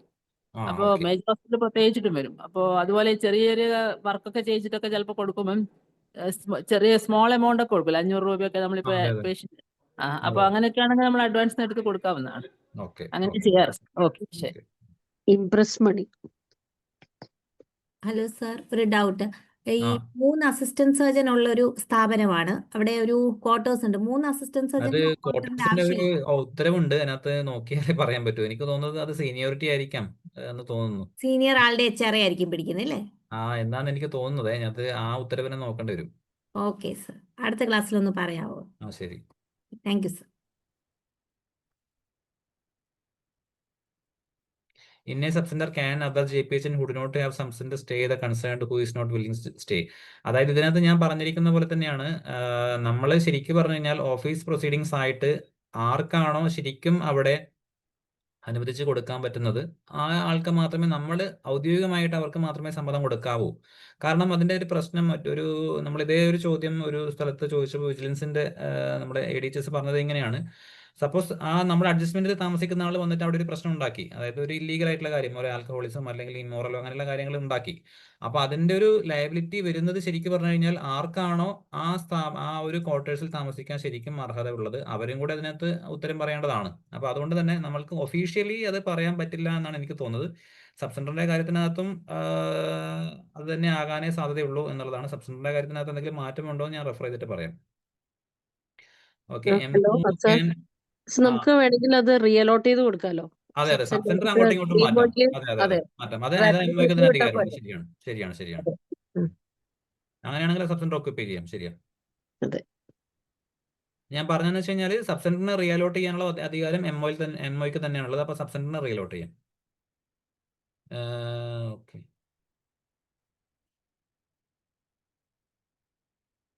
PHC conference second working day, block conference fourth. ഞാൻ റീസെന്റ് ആയിട്ടുള്ള പിന്നെ ഇത് നോക്കിയിട്ടാണ്, കോൺഫറൻസിന്റെ ഓർഡർ നോക്കിയിട്ടാണ് പറഞ്ഞത്. 2020 ഇറങ്ങിയത്. സർ, ഇപ്പൊ ഇത് നടന്നുകൊണ്ടിരിക്കണത് ഇങ്ങനെയാണ്. നടന്നുകൊണ്ടിരിക്കുന്നത് അങ്ങനെ ഇതല്ല. ഞാൻ പറഞ്ഞത് അതിനകത്ത് sub centre first working day, PHC 4th and 5th working day, block conference 6th and 7th working day, DMO 8th അത് വർക്കിംഗ് നമ്മൾ ആണ് ഓർഡർ ഇംപ്ലിമെന്റ് പ്രകാരം. ചെയ്ത് തുടങ്ങിയിട്ടുണ്ടോ അങ്ങനെ എവിടെയെങ്കിലും? അല്ല, അങ്ങനെയാണ് ഇപ്പൊ ഞാൻ പറഞ്ഞില്ലേ, നമ്മളിപ്പോ ഒരു ക്ലാസ് എടുക്കുമ്പോഴോ അല്ലെങ്കിൽ ആരെങ്കിലും ചോദിക്കുമ്പോഴോ നമുക്ക് അതേ പറയാൻ പറ്റുള്ളൂ. പക്ഷെ ഓക്കെ. നമ്മുടെ എല്ലായിടത്തും ഈവൻ നമ്മുടെ ജില്ലയിലടക്കം ബ്ലോക്ക് കോൺഫറൻസ് അതിന് മുന്നേ ഒക്കെ ചിലപ്പോൾ നടത്തേണ്ടി വരാറുണ്ട്. ഓക്കെ. എക്സ്ക്യൂസ് മീ സർ, ഞാൻ ഡോക്ടർ അശ്വിൻ ചെമ്മരുതിയിലാണ്. ആ സാർ, ഹെൽത്ത് ഗ്രാൻഡിൻ്റെ നമ്മൾ കൊടുക്കുമ്പോൾ ക്യാഷ് ബുക്ക് ഏത് LSTD ക്യാഷ് ബുക്കിലാണോ എൻട്രി ചെയ്യേണ്ടത്? അതെ, അത് പ്രൊജക്ടിന്റെ ഇതിനകത്തല്ലേ വരുന്നത്. അപ്പൊ പ്രൊജക്ടിന്റെ ക്യാഷ് ബുക്കിനകത്ത് തന്നെയാണ് വരേണ്ടത്. അല്ല സാർ, ഹെൽത്ത് ഗ്രാൻഡ് വരുന്നത് ഡിഫറെൻ്റ് ആയിട്ടല്ലേ, വേറൊരു അല്ല, രീതിയിലല്ലേ? ഹെൽത്ത് ഗ്രാൻഡ് ആണെങ്കിലും അത് പ്രൊജക്ട് തന്നെയല്ലേ. ആണല്ലേ. ആ, പ്രൊജക്റ്റ് ആയിട്ട് തന്നെയല്ലേ നമ്മൾ ചെയ്യുന്നത്. LSTD ക്യാഷ് ബുക്കിൽ എഴുതിയല്ലേ പോവേണ്ടത്, അതെ. പോകാൻ പാടില്ലല്ലോ. LSTD തന്നെയാണ്. LSTD ക്യാഷ് ബുക്കിൽ എൻട്രി ചെയ്യണമല്ലോ സർ. അതെ, വേണം. Okay, thank you sir. സാറേ, നമ്മുടെ ഈ വികലാംഗരായിട്ടുള്ള ഓഫീസ് സ്റ്റാഫുകൾക്ക് 10:30-ക്കല്ലേ വരേണ്ടതുള്ളൂ? 9:30-ക്ക് അത് ഞാൻ വെരിഫൈ ചെയ്തിട്ട് പറയാം. ഓക്കെ, അവരുടെ സമയത്തിൻ്റെത് 10:30. ഇപ്പം ഒരു OAക്ക് വികലാംഗനായിട്ടുണ്ടെങ്കിൽ 10:30-ക്കാണ് അവര് വരേണ്ടത്. അപ്പം അത് ക്ലിനിക്കൽ സൈഡിലുള്ളവർക്ക് ബാധകമാണോ? ഇപ്പം നമ്മുടെ ഡോക്ടർക്കോ അല്ലെങ്കിൽ നേഴ്സിനോ അങ്ങനെയുള്ളവർക്ക്? ഈ കാര്യവും എനിക്ക് വെരിഫൈ ചെയ്യാതെ പറയാൻ പറ്റില്ല. ഞാൻ വെരിഫൈ ചെയ്തിട്ട് അടുത്ത ക്ലാസ്സിൽ പറയാം. ഓക്കെ സർ, പർച്ചേസിന്റെ കാര്യമൊക്കെ അടുത്ത ക്ലാസ്സിൽ പറയുമല്ലോ അല്ലേ സർ? അടുത്തതാണ്. അതെ. Thank you. പിന്നെ IT സ്റ്റേറ്റ്മെന്റ് സബ്മിറ്റ് ചെയ്യാൻ ഡിലേ ആയി കഴിഞ്ഞാൽ ഫൈൻ MOന്റെ പേഴ്സണൽ ലയബിലിറ്റി ആണോ അതോ വേറെ ഫണ്ട് ഉപയോഗിക്കാമോ? അതായത് എനിക്ക് വന്നത് മാഡം ഉദ്ദേശിച്ചത് TDSന്റെ ആണ്. TDSന്റെ ക്ലാസ് കഴിഞ്ഞതാണ്. അതിനകത്ത് പ്രകാശ് എന്നുള്ള സാറ് പറഞ്ഞതെന്ന് വെച്ച് കഴിഞ്ഞാൽ അതിനകത്ത് കുറച്ച് കാര്യങ്ങൾ സാറ് പറഞ്ഞിട്ടുണ്ടായിരുന്നു. അപ്പോൾ നമ്മൾ അവിടെ നിന്നും നമ്മളൊരു ടേക്കൺ ഓവർ ചാർജ് എടുക്കുമ്പോൾ നമ്മുടെ ഈ പറയുന്ന ട്രേസസ് സൈറ്റിനകത്ത് പോയിട്ട് നമ്മൾ ചാർജ് എടുക്കുമ്പോൾ തന്നെ ആ ട്രേസസിനകത്ത് ഇങ്ങനെയുള്ള എന്തെങ്കിലും ഫൈനോ അങ്ങനെയൊക്കെയുള്ള കാര്യങ്ങൾ കിടക്കുന്നുണ്ടോ എന്ന് നമ്മൾ നോക്കേണ്ടത് നമ്മൾ അത്യാവശ്യമാണ്. അപ്പോൾ നമ്മൾ നോക്കിയിട്ട് അത് പഴയ ആൾക്കാർക്ക് അത് നമ്മളതിൻ്റെ ഇൻറ്റിമേഷൻ അയക്കുക. അങ്ങനെയല്ല എന്നുണ്ടെങ്കിൽ നമ്മൾ തന്നെ ഇപ്പോഴാരാണോ അവർ, അതായത് ഈ IT ഡിപ്പാർട്ട്മെൻറ്റിന് ഇന്നയാളൊന്നുമില്ല, അവർ നോക്കിയിട്ട് അത് ചെയ്തിട്ടില്ല എങ്കിൽ ഇപ്പോഴുള്ള ആൾ തന്നെ ചെയ്യേണ്ടി വരും എന്നുള്ളതാണ്. സ്പാർക്ക് ഓൺ മൊബൈലിൽ ലീവ് അപ്ലൈ ചെയ്താൽ പോരെ, വേറെ CL അപ്ലിക്കേഷൻ്റെ ആവശ്യമുണ്ടോ? നിലവിൽ CL അപ്ലിക്കേഷൻ്റെ കാര്യത്തിനകത്ത് പറഞ്ഞിട്ടുണ്ടോ എന്നുള്ള കാര്യം എനിക്കും ഒന്ന് വെരിഫൈ ചെയ്യേണ്ടി വരും. കാരണം ഇപ്പോൾ നമ്മളെല്ലാം ചെയ്യുന്നത് CL സ്പാർക്കിനകത്ത് തന്നെ അപ്ലൈ ചെയ്തതാണ്. അതിനകത്ത് CLൻ്റെ അപ്ലിക്കേഷൻ വേണ്ട എന്ന് പറഞ്ഞിട്ടുണ്ടോ എന്നുള്ളത് വെരിഫൈ ചെയ്തിട്ട് പറയാം. JHI sub centre stay allow ചെയ്യാമെന്നുള്ളത് നേരത്തെ പറഞ്ഞ പോലെ തന്നെയാണ്. ആരാണോ നമുക്ക് ശരിക്കും പറഞ്ഞു കഴിഞ്ഞാൽ സബ് സെന്ററിനകത്ത് സ്റ്റേ ചെയ്യാൻ പറ്റുന്നത് അവർക്ക് മാത്രമേ നമുക്ക് ഔദ്യോഗികമായിട്ട് സ്റ്റേ ചെയ്യാനായിട്ട് പറയാൻ പറ്റുള്ളൂ. അത് JPHനാണ്. സാറേ, നമ്മുടെ ഈ പുതിയ ടാക്സ് സ്ലാബ് വെച്ചിട്ട് 12 lakhs താഴെയുള്ളവർക്ക് ശരിക്കും ടാക്സ് അടയ്ക്കണ്ടല്ലോ. അപ്പൊ അവരുടെ നമ്മൾ സ്റ്റേറ്റ്മെന്റ് മേടിച്ച് വെച്ച് കഴിഞ്ഞിട്ട് ടാക്സ് കട്ട് ചെയ്യാതിരിക്കുന്നതുകൊണ്ട് കുഴപ്പമില്ലല്ലോ? ഇല്ല, ആ സ്റ്റേറ്റ്മെന്റ് വാങ്ങിച്ചു വെക്കണം തന്നെയാണ് കഴിഞ്ഞ ക്ലാസ്സിൽ അത് എടുത്ത സാറ് പറഞ്ഞത്. Okay sir. അതുപോലെ തന്നെ അപ്പൊ ഈ നമ്മുടെ ഈ NHMൽ വർക്ക് ചെയ്യുന്ന ഡോക്ടർമാരുണ്ടല്ലോ, ഉം. അവർക്ക് ഇപ്പോഴും ടാക്സ് കട്ട് ചെയ്തിട്ടാണ് സാലറി കൊടുക്കുന്നത്. അതിന്റെ അകത്ത് എന്താണ് അങ്ങനെ അവരിപ്പോഴും അങ്ങനെ ചെയ്യുന്നുണ്ട്? അതിന്റെ പേയ്മെന്റ് അകത്ത് എന്താ നമ്മളല്ലല്ലോ അങ്ങനെ ചെയ്യുന്നത്, വരുന്നത്? അത് NHM അല്ലേ ചെയ്യുന്നത്. അല്ലാതെ എന്തുകൊണ്ടാണ് NHM അങ്ങനെ ചെയ്യുന്നതെന്നാണ് എന്തുകൊണ്ടാണെന്ന് അറിയില്ല, ഞാൻ അങ്ങനെ എന്തെങ്കിലും എന്തുകൊണ്ടാണെന്ന് അറിയില്ല, അറിയാൻ വഴിയുണ്ടോ? അവർക്ക് ഇതിനെപ്പറ്റി എന്തുകൊണ്ടാണെന്ന് അറിയില്ല. അറിയാത്തതുകൊണ്ടായിരിക്കും ഒരു പക്ഷേ അല്ല, നമ്മുടെ അതെന്തുകൊണ്ടാണെന്ന് അറിയില്ല. DPMമാർക്ക് കൺസേൺ ഇതിനെപ്പറ്റി DPM പറയേണ്ടതായിരിക്കാം. നമ്മുടെ DPMമാർക്ക് ഇതിനെപ്പറ്റി വലിയ ധാരണയുണ്ടോ എന്നുള്ള കാര്യം സംശയമുണ്ട്. കാരണം ഇപ്പോഴും ഉം. 12 lakhs താഴെയുള്ളവർക്ക് ആരും സർക്കാർ വർക്ക് ചെയ്യുന്ന ആരും പിടിക്കുന്നില്ല. ഈ NHMൽ വരുന്ന സ്റ്റാഫിന് മാത്രമാണ് ടാക്സ് മാത്രമേ ഉള്ളൂ ഉം. ഇപ്പോഴും. ഉം. ഉം. ഉം. ഉം.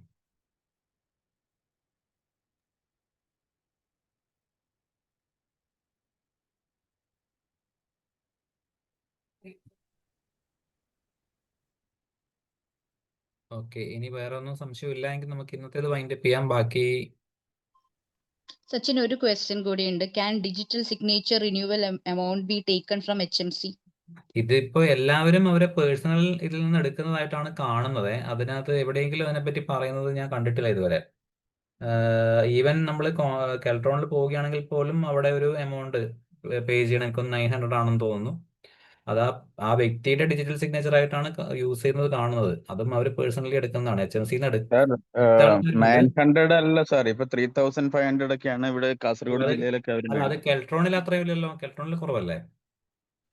ഈ പുതിയ ഇത് ഇവിടെ ഇൻക്രിപ്ഷൻ കെൽട്രോണിന്റെ ഒന്നും ഇല്ല വരുന്നില്ലേ? സാർ. ഇൻക്രിപ്ഷൻ അല്ല, അതുകൂടി ഇൻക്രിപ്ഷൻ കൂടി വരുമ്പം 3500 ആണ് വരുന്നത്. ആ, നമ്മുടെ ഇവിടെ 2500. നമ്മള് DMO കോൺഫറൻസിൽ ഒരു പ്രാവശ്യം ചോദിച്ചപ്പോൾ DMO പറഞ്ഞു നിങ്ങൾ HMC തീരുമാനം ആക്കിയിട്ട് അതിൽ എഴുതി വെച്ചാൽ മതി എന്നാണ് പറഞ്ഞത്. അപ്പൊ ഞങ്ങൾ എല്ലാവരും ഇപ്പൊ അതാ ചെയ്തിരിക്കുന്നത്. ഓക്കെ, ശരി. ഒരു ഡൗട്ട് കൂടി. ഈ HMC സ്റ്റാഫ്സിന്റെ സാലറി നമ്മൾ ഈ പെയ്ഡ് വീക്ക് ഓഫ് ആണോ കൊടുക്കേണ്ടത്? അതെ. അതായത് നമ്മൾ 6 days അവർ വർക്ക് ചെയ്തിട്ടുണ്ടെങ്കിൽ 7th day അവർക്ക് പെയ്ഡ് വീക്ക് ഓഫ് തന്നെയാണ്. അത് ഈവൻ ഡെയിലി വേജസിലാണെങ്കിൽ പോലും നമ്മൾ ആ രീതിയിൽ തന്നെയാണ് കണക്ക് കൂട്ടേണ്ടത്. അത് നേരത്തെ NHM-ലൊക്കെ തന്നെ അങ്ങനെ തന്നെയാണ് ചെയ്തുകൊണ്ടിരുന്നത്. HMC-ൽ അത് തന്നെ ചെയ്യേണ്ടി വരും. സാർ ഇപ്പം നമ്മുടെ ഈ ഞങ്ങളുടെ സ്ഥാപനത്തിൽ ഒരു ലാബ് ടെക്നീഷ്യനെ ഞങ്ങൾ HMC ത്രൂ ആണ് പോസ്റ്റ് ചെയ്തിരുന്നത്. ഇപ്പം പുതിയ സ്കെയിൽ വെച്ചിട്ട് 900 ഡെയിലി വേജസ് ആണ് അവർക്ക് വരുന്നത്. എന്ന് വെച്ചാൽ ഉം. 900 പെർ ഡേ. അപ്പം ഉം. നമുക്കൊരു 1500 രൂപ വരുമാനം ഉണ്ടെങ്കിലാണ് ഇപ്പുറത്ത് കൂടെ വാ, അതിലെ 60% നോക്കണം. ഇതിലെ വാ. 60% ഓഫ് HMC അല്ലേ നമുക്ക് സാലറി ആയിട്ട് ഉപയോഗിക്കാൻ പറ്റത്തുള്ളൂ. അതിനകത്ത് എനിക്ക് മനസ്സിലായത് ഇങ്ങനെയാണ്. അതായത് അവർക്ക് കൊടുക്കാവുന്ന മാക്സിമം പേ ആണ് ആ പറയുന്ന എമൗണ്ട്. അതിന്റെ മുകളിൽ കൊടുക്കാൻ പാടില്ല. പിന്നെ അല്ല, മുകളിൽ ഈ കൊടുക്കുന്നില്ല സാറേ.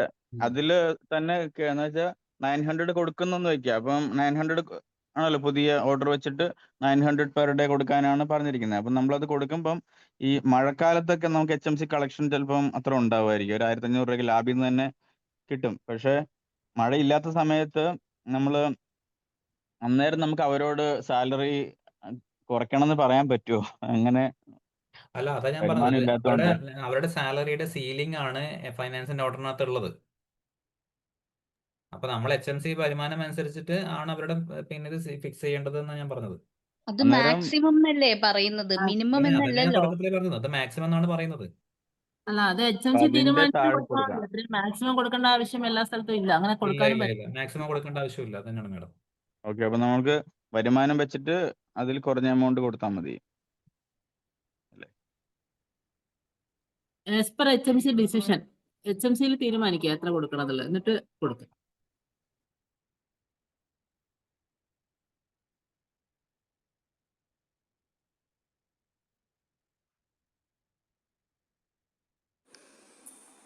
സർ, HMC സ്റ്റാഫിന് CL കൊടുക്കാൻ പറ്റുമോ കാഷ്വൽ ലീവായിട്ട്? ഇല്ലല്ലോ. HMC സ്റ്റാഫിന്റെ ലീവ് ഞാൻ അതൊന്ന് വെരിഫൈ ചെയ്തിട്ട് പറയാം. എനിക്ക് തോന്നുന്നത് നമ്മുടെ കോൺട്രാക്ടിനകത്ത് അത് കൃത്യമായിട്ട് സൂചിപ്പിച്ചിട്ടുണ്ടാവണം അവരുടെ ലീവിൻ്റെത്. കോൺട്രാക്ടിന്റെ ലീവ് ഒന്ന് വെരിഫൈ ചെയ്യേണ്ടി വരും നമ്മുടെ ഓർഡറിനകത്ത്. അല്ല സാർ, ഇപ്പം ഏറ്റവും ലേറ്റസ്റ്റ് ഓർഡറിന്റെ അകത്ത് അവർ വർക്ക് ചെയ്യുന്ന ദിവസം മാത്രം സാലറി കൊടുത്താൽ മതി എന്നുള്ള രീതിയിലാണ് പറഞ്ഞിരിക്കുന്നത്. അപ്പം CL-നെ പറ്റി പ്രത്യേകിച്ച് ഒന്നും പറഞ്ഞിട്ടില്ല. അപ്പം വർക്ക് ചെയ്യുന്നില്ലെങ്കിൽ CL-ഓ വേറെ എന്ത് ലീവ് എടുത്തിട്ടുണ്ടെങ്കിലും അതർ ദാൻ ഓഫ് ഒന്നും പേയ്മെന്റ് കൊടുക്കേണ്ടതില്ല. Okay sir. ഇതില് എംപ്ലോയ്മെന്റ് എക്സ്ചേഞ്ച് വഴി അപ്പോയിന്റ് ചെയ്യുന്നവർക്ക് ഒരു മാസം ഒരു CL എന്നുള്ള രീതിയിൽ പറയുന്നുണ്ട്. പിന്നെ അതുപോലെ തന്നെ DHSന്റെ ഒരു ഓർഡറിനകത്ത് അതിനകത്തും എംപ്ലോയ്മെന്റ് എക്സ്ചേഞ്ചിന്റെ കാര്യം തന്നെ പറയുന്നുള്ളൂ. പിന്നെ HMCൻ്റെത് ഞാൻ HMCന്റെ സൈറ്റിനകത്തൊന്നും കണ്ടിട്ടില്ല. HMCന്റെ ഓർഡറിനകത്തൊന്നും കണ്ടിട്ടില്ല. Okay. Okay, thank you sir. Sachin, ഈ പേ ഫിക്സ് ചെയ്തിട്ടുള്ള മിനിമം പേ ഫിക്സ് അല്ല മാക്സിമം പേ ഫിക്സ് ചെയ്തിട്ടുള്ള ഒരു ജിയോ ഉണ്ടല്ലോ റീസെന്റ് ഇറങ്ങിയത്. അതെ അതെ. ആ ആ അതിൽ രണ്ട് രീതി പറയുന്നുണ്ട്. ഒന്ന് മന്ത്ലി പേ ആയിട്ട് കൊടുക്കാം, അല്ലെങ്കിൽ ഡെയിലി ആ പേ ആയിട്ട് കൊടുക്കാം. അതെ അതെ ഈസി ഡെയിലി പേ ആയിട്ട് കൊടുക്കുകയായിരിക്കും നമ്മളെ സംബന്ധിച്ച് നല്ലത്. അതെ ഞാൻ എല്ലായിടത്തും അത് തന്നെയാണ് പറയാറുള്ളത്. അത് ഡെയിലി വേജസ് ആണെങ്കിൽ പിന്നെ ഈ ലീവ് അത് ഇത് അവർ വന്നില്ല തുടങ്ങിയൊന്നും വേണ്ട. അവർ വന്ന ദിവസവും പ്ലസ് ആ ഒരു പെയ്ഡ് വീക്ക് ഓഫും അത് മാത്രം നോക്കിയാൽ മതി. പിന്നെ ESI ഒരു പ്രശ്നമായിട്ട് വരുന്നുണ്ട്. പലരും ESI തുടങ്ങി, പലയിടത്തും ESI തുടങ്ങാനുള്ള ആവശ്യങ്ങൾ വരുന്നുണ്ട്. അപ്പൊ അതിനെക്കുറിച്ച് സത്യം പറയാൻ നമ്മളൊക്കെ അറിഞ്ഞിരിക്കേണ്ടതാണ്. മിനിമം സ്റ്റാഫ് ESI അതായത് അവര് വന്നിട്ട് എനിക്ക് തോന്നുന്നത് പിന്നെ ഇവിടെ ഇൻസ്പെക്ഷൻ നടത്തുകയാണെങ്കിൽ അത് നമ്മൾ എന്താണ് ഇത്രയും സ്റ്റാഫ് HMC സ്റ്റാഫ് അവരൊക്കെ കൂട്ടിയിട്ട് ഇത്രയും സ്റ്റാഫ് ഉണ്ടെങ്കിൽ അവർക്ക് ESI വേണമെന്ന് അവർ എഴുതി കൊണ്ടുപോകുന്ന എനിക്ക് തോന്നുന്നത്. അവര് എഴുതിക്കൊണ്ട് പോവുകയും ചെയ്യും. അവര് ചിലയിടങ്ങളിലൊക്കെ അക്കൗണ്ട്, നമ്മുടെ HMC അക്കൗണ്ട് അവർ ലെറ്റർ അയച്ച് ഫ്രീസ് ചെയ്തിട്ടുണ്ട് ശമ്പളം കൊടുക്കാതിരിക്കാൻ. അതെ, അത് എന്റെ അറിവിൽ 1-2 സ്ഥാപനങ്ങളിൽ അത് വന്നിട്ടുണ്ട്. പിന്നെ അപ്പോ അതിനെപ്പറ്റിയും നമ്മൾക്ക് അത് തുടങ്ങി കഴിഞ്ഞാലുള്ള തലവേദന വേറെയുണ്ട്. കാരണം ഈ പറയുന്ന അവരുടെ സാലറി അവർ കാണുന്നത്, സ്റ്റാഫ് കാണുന്ന ഒരു സാലറി കുറഞ്ഞു എന്നുള്ള രീതിയിലാണ് ESIയിലേക്ക് പോയിട്ടുള്ളതാണ്. പക്ഷെ നമ്മുടെ ESI കോർപ്പറേഷൻ കാണുന്നത് അവർക്ക് അത് തുടങ്ങണം എന്നുള്ള രീതിയിൽ. അതെ, അത് പിന്നെ മാത്രമല്ല എംപ്ലോയർ കോൺട്രിബ്യൂഷൻ അഡീഷണൽ ആയിട്ട് വരും ശമ്പളത്തിന്റെ പുറത്ത്. എംപ്ലോയി കോൺട്രിബ്യൂഷൻ ശമ്പളത്തിൽ നിന്ന് പിടിച്ചു കൊടുക്കാം. എംപ്ലോയർ കോൺട്രിബ്യൂഷൻ ശരിക്കും പുറമേ അടയ്ക്കേണ്ടതാണ്. അതെ അതെ. അങ്ങനെ കുറെ തലവേദനകളുണ്ട് ഇതിൽ. ഇപ്പൊ ഈ ലാസ്റ്റ് ഒരു കമന്റ് കണ്ടു, പിന്നെ ഡെയിലി വേജസിന്റെ പെയ്ഡ് ഓഫ് ഇല്ല എന്നുള്ളത്. അത് നമ്മുടെ HNFW 2008 ഇറക്കിയതിനകത്ത് employee who have worked for 6 days in a week will be allowed a paid weekly off for the 7th day എന്ന് എനിക്ക് പറയുന്നുണ്ട്. ഡ്രസ് ചേഞ്ച് ചെയ്യണം. ഇനി തൊഴിൽ വകുപ്പ് കുറച്ച് മിനിമം പേ പറഞ്ഞിട്ടുണ്ടാവും. അത് നമ്മൾ കൊടുക്കാൻ ബാധ്യസ്ഥരാണ്. അല്ല അതെ, അതുണ്ട്, അതൊരു കാര്യമാണ്. മിനിമം ഉണ്ട്. പക്ഷെ ഫൈനാൻസിന്റെ ഓർഡർ എനിക്ക് വായിച്ചപ്പോൾ മനസ്സിലാന്ന് വെച്ച് കഴിഞ്ഞാൽ അത് മാക്സിമം അത്രയും കൊടുക്കാം. അത് മാക്സിമം. പക്ഷേ അല്ലാതെ അത് തൊഴിൽ വകുപ്പ് ലേബറുകാർ വേറെ പറയുന്നുണ്ട്. അതൊരു ശരിയാണ്. ഞാൻ ഈ പെയ്ഡ് വീക്ക് ഓഫിന്റെ കാര്യമാണ് ഞാൻ ഈ ഓർഡർ റെഫർ ചെയ്തപ്പോൾ ഇതാണ് കാണുന്നത്. പിന്നെ 6th വർക്കിംഗ് ഡേ കഴിഞ്ഞാൽ അയാൾക്ക് പെയ്ഡ് വീക്ക് ഓഫ് കൊടുക്കണം എന്നാണ്. ഓക്കെ. നമ്മൾ കോൺട്രാക്ട് ആയിട്ട് പോസ്റ്റ് ചെയ്യുമ്പോഴല്ലേ അങ്ങനെ ചെയ്യുന്നത്? കോൺട്രാക്ട് പോസ്റ്റിംഗ് ആകുമ്പോൾ അപ്പൊ ഡെയിലി വേജസ് ആണെങ്കിൽ ഇതിന്റെ ആവശ്യം ഡെയിലി വേജസ് ആകുമ്പോൾ നമ്മൾ ആ വന്ന ദിവസം മാത്രം കൊടുക്കുക. അങ്ങനെയാണ് ഇതുവരെ ചെയ്തുകൊണ്ടിരുന്നത്.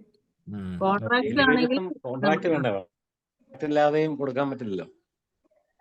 കോൺട്രാക്റ്റിലാണെങ്കിൽ നമ്മൾ വീക്ക്ലി ഓഫ് കൊടുക്കാറുണ്ടല്ലോ കോൺട്രാക്ട് അപ്പോയിന്റ്മെന്റ്. അതായത് കൺസോളിഡേറ്റഡ് പേ ആണെങ്കിലാണ് കൊടുക്കേണ്ടത് എന്നല്ലേ മാഡം പറയുന്നത് അല്ലേ? അതെ അതെ അതെ.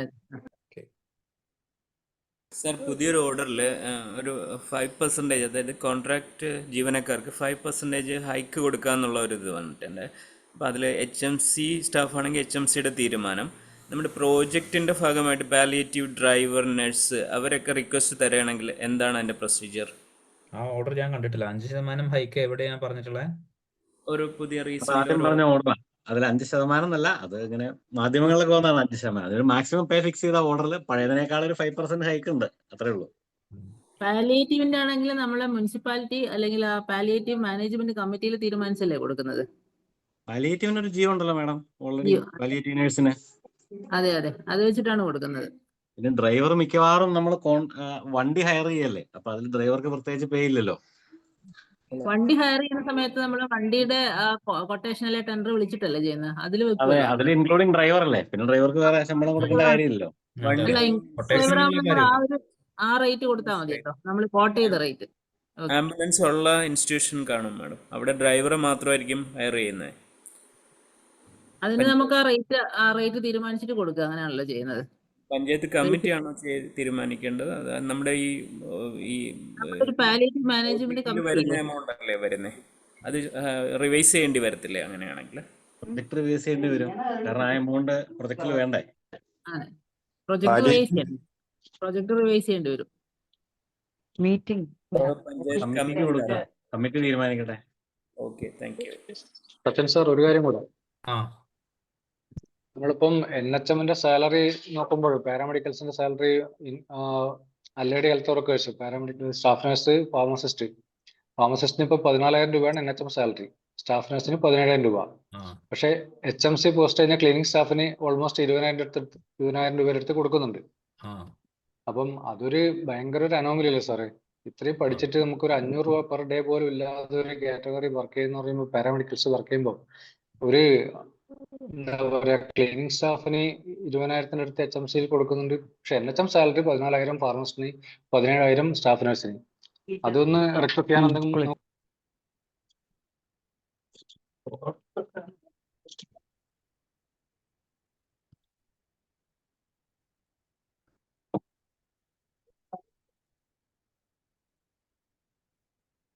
ജിൻസി വേറെ എന്തെങ്കിലും ഡൗട്ട്സ് ഉണ്ടോ?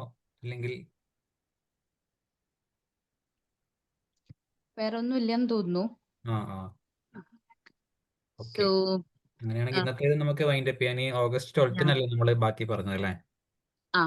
12th 12th ആണ്. ചിലപ്പോൾ ഡേറ്റിൽ ഒരു മാറ്റം വരും. കുഴപ്പമില്ല.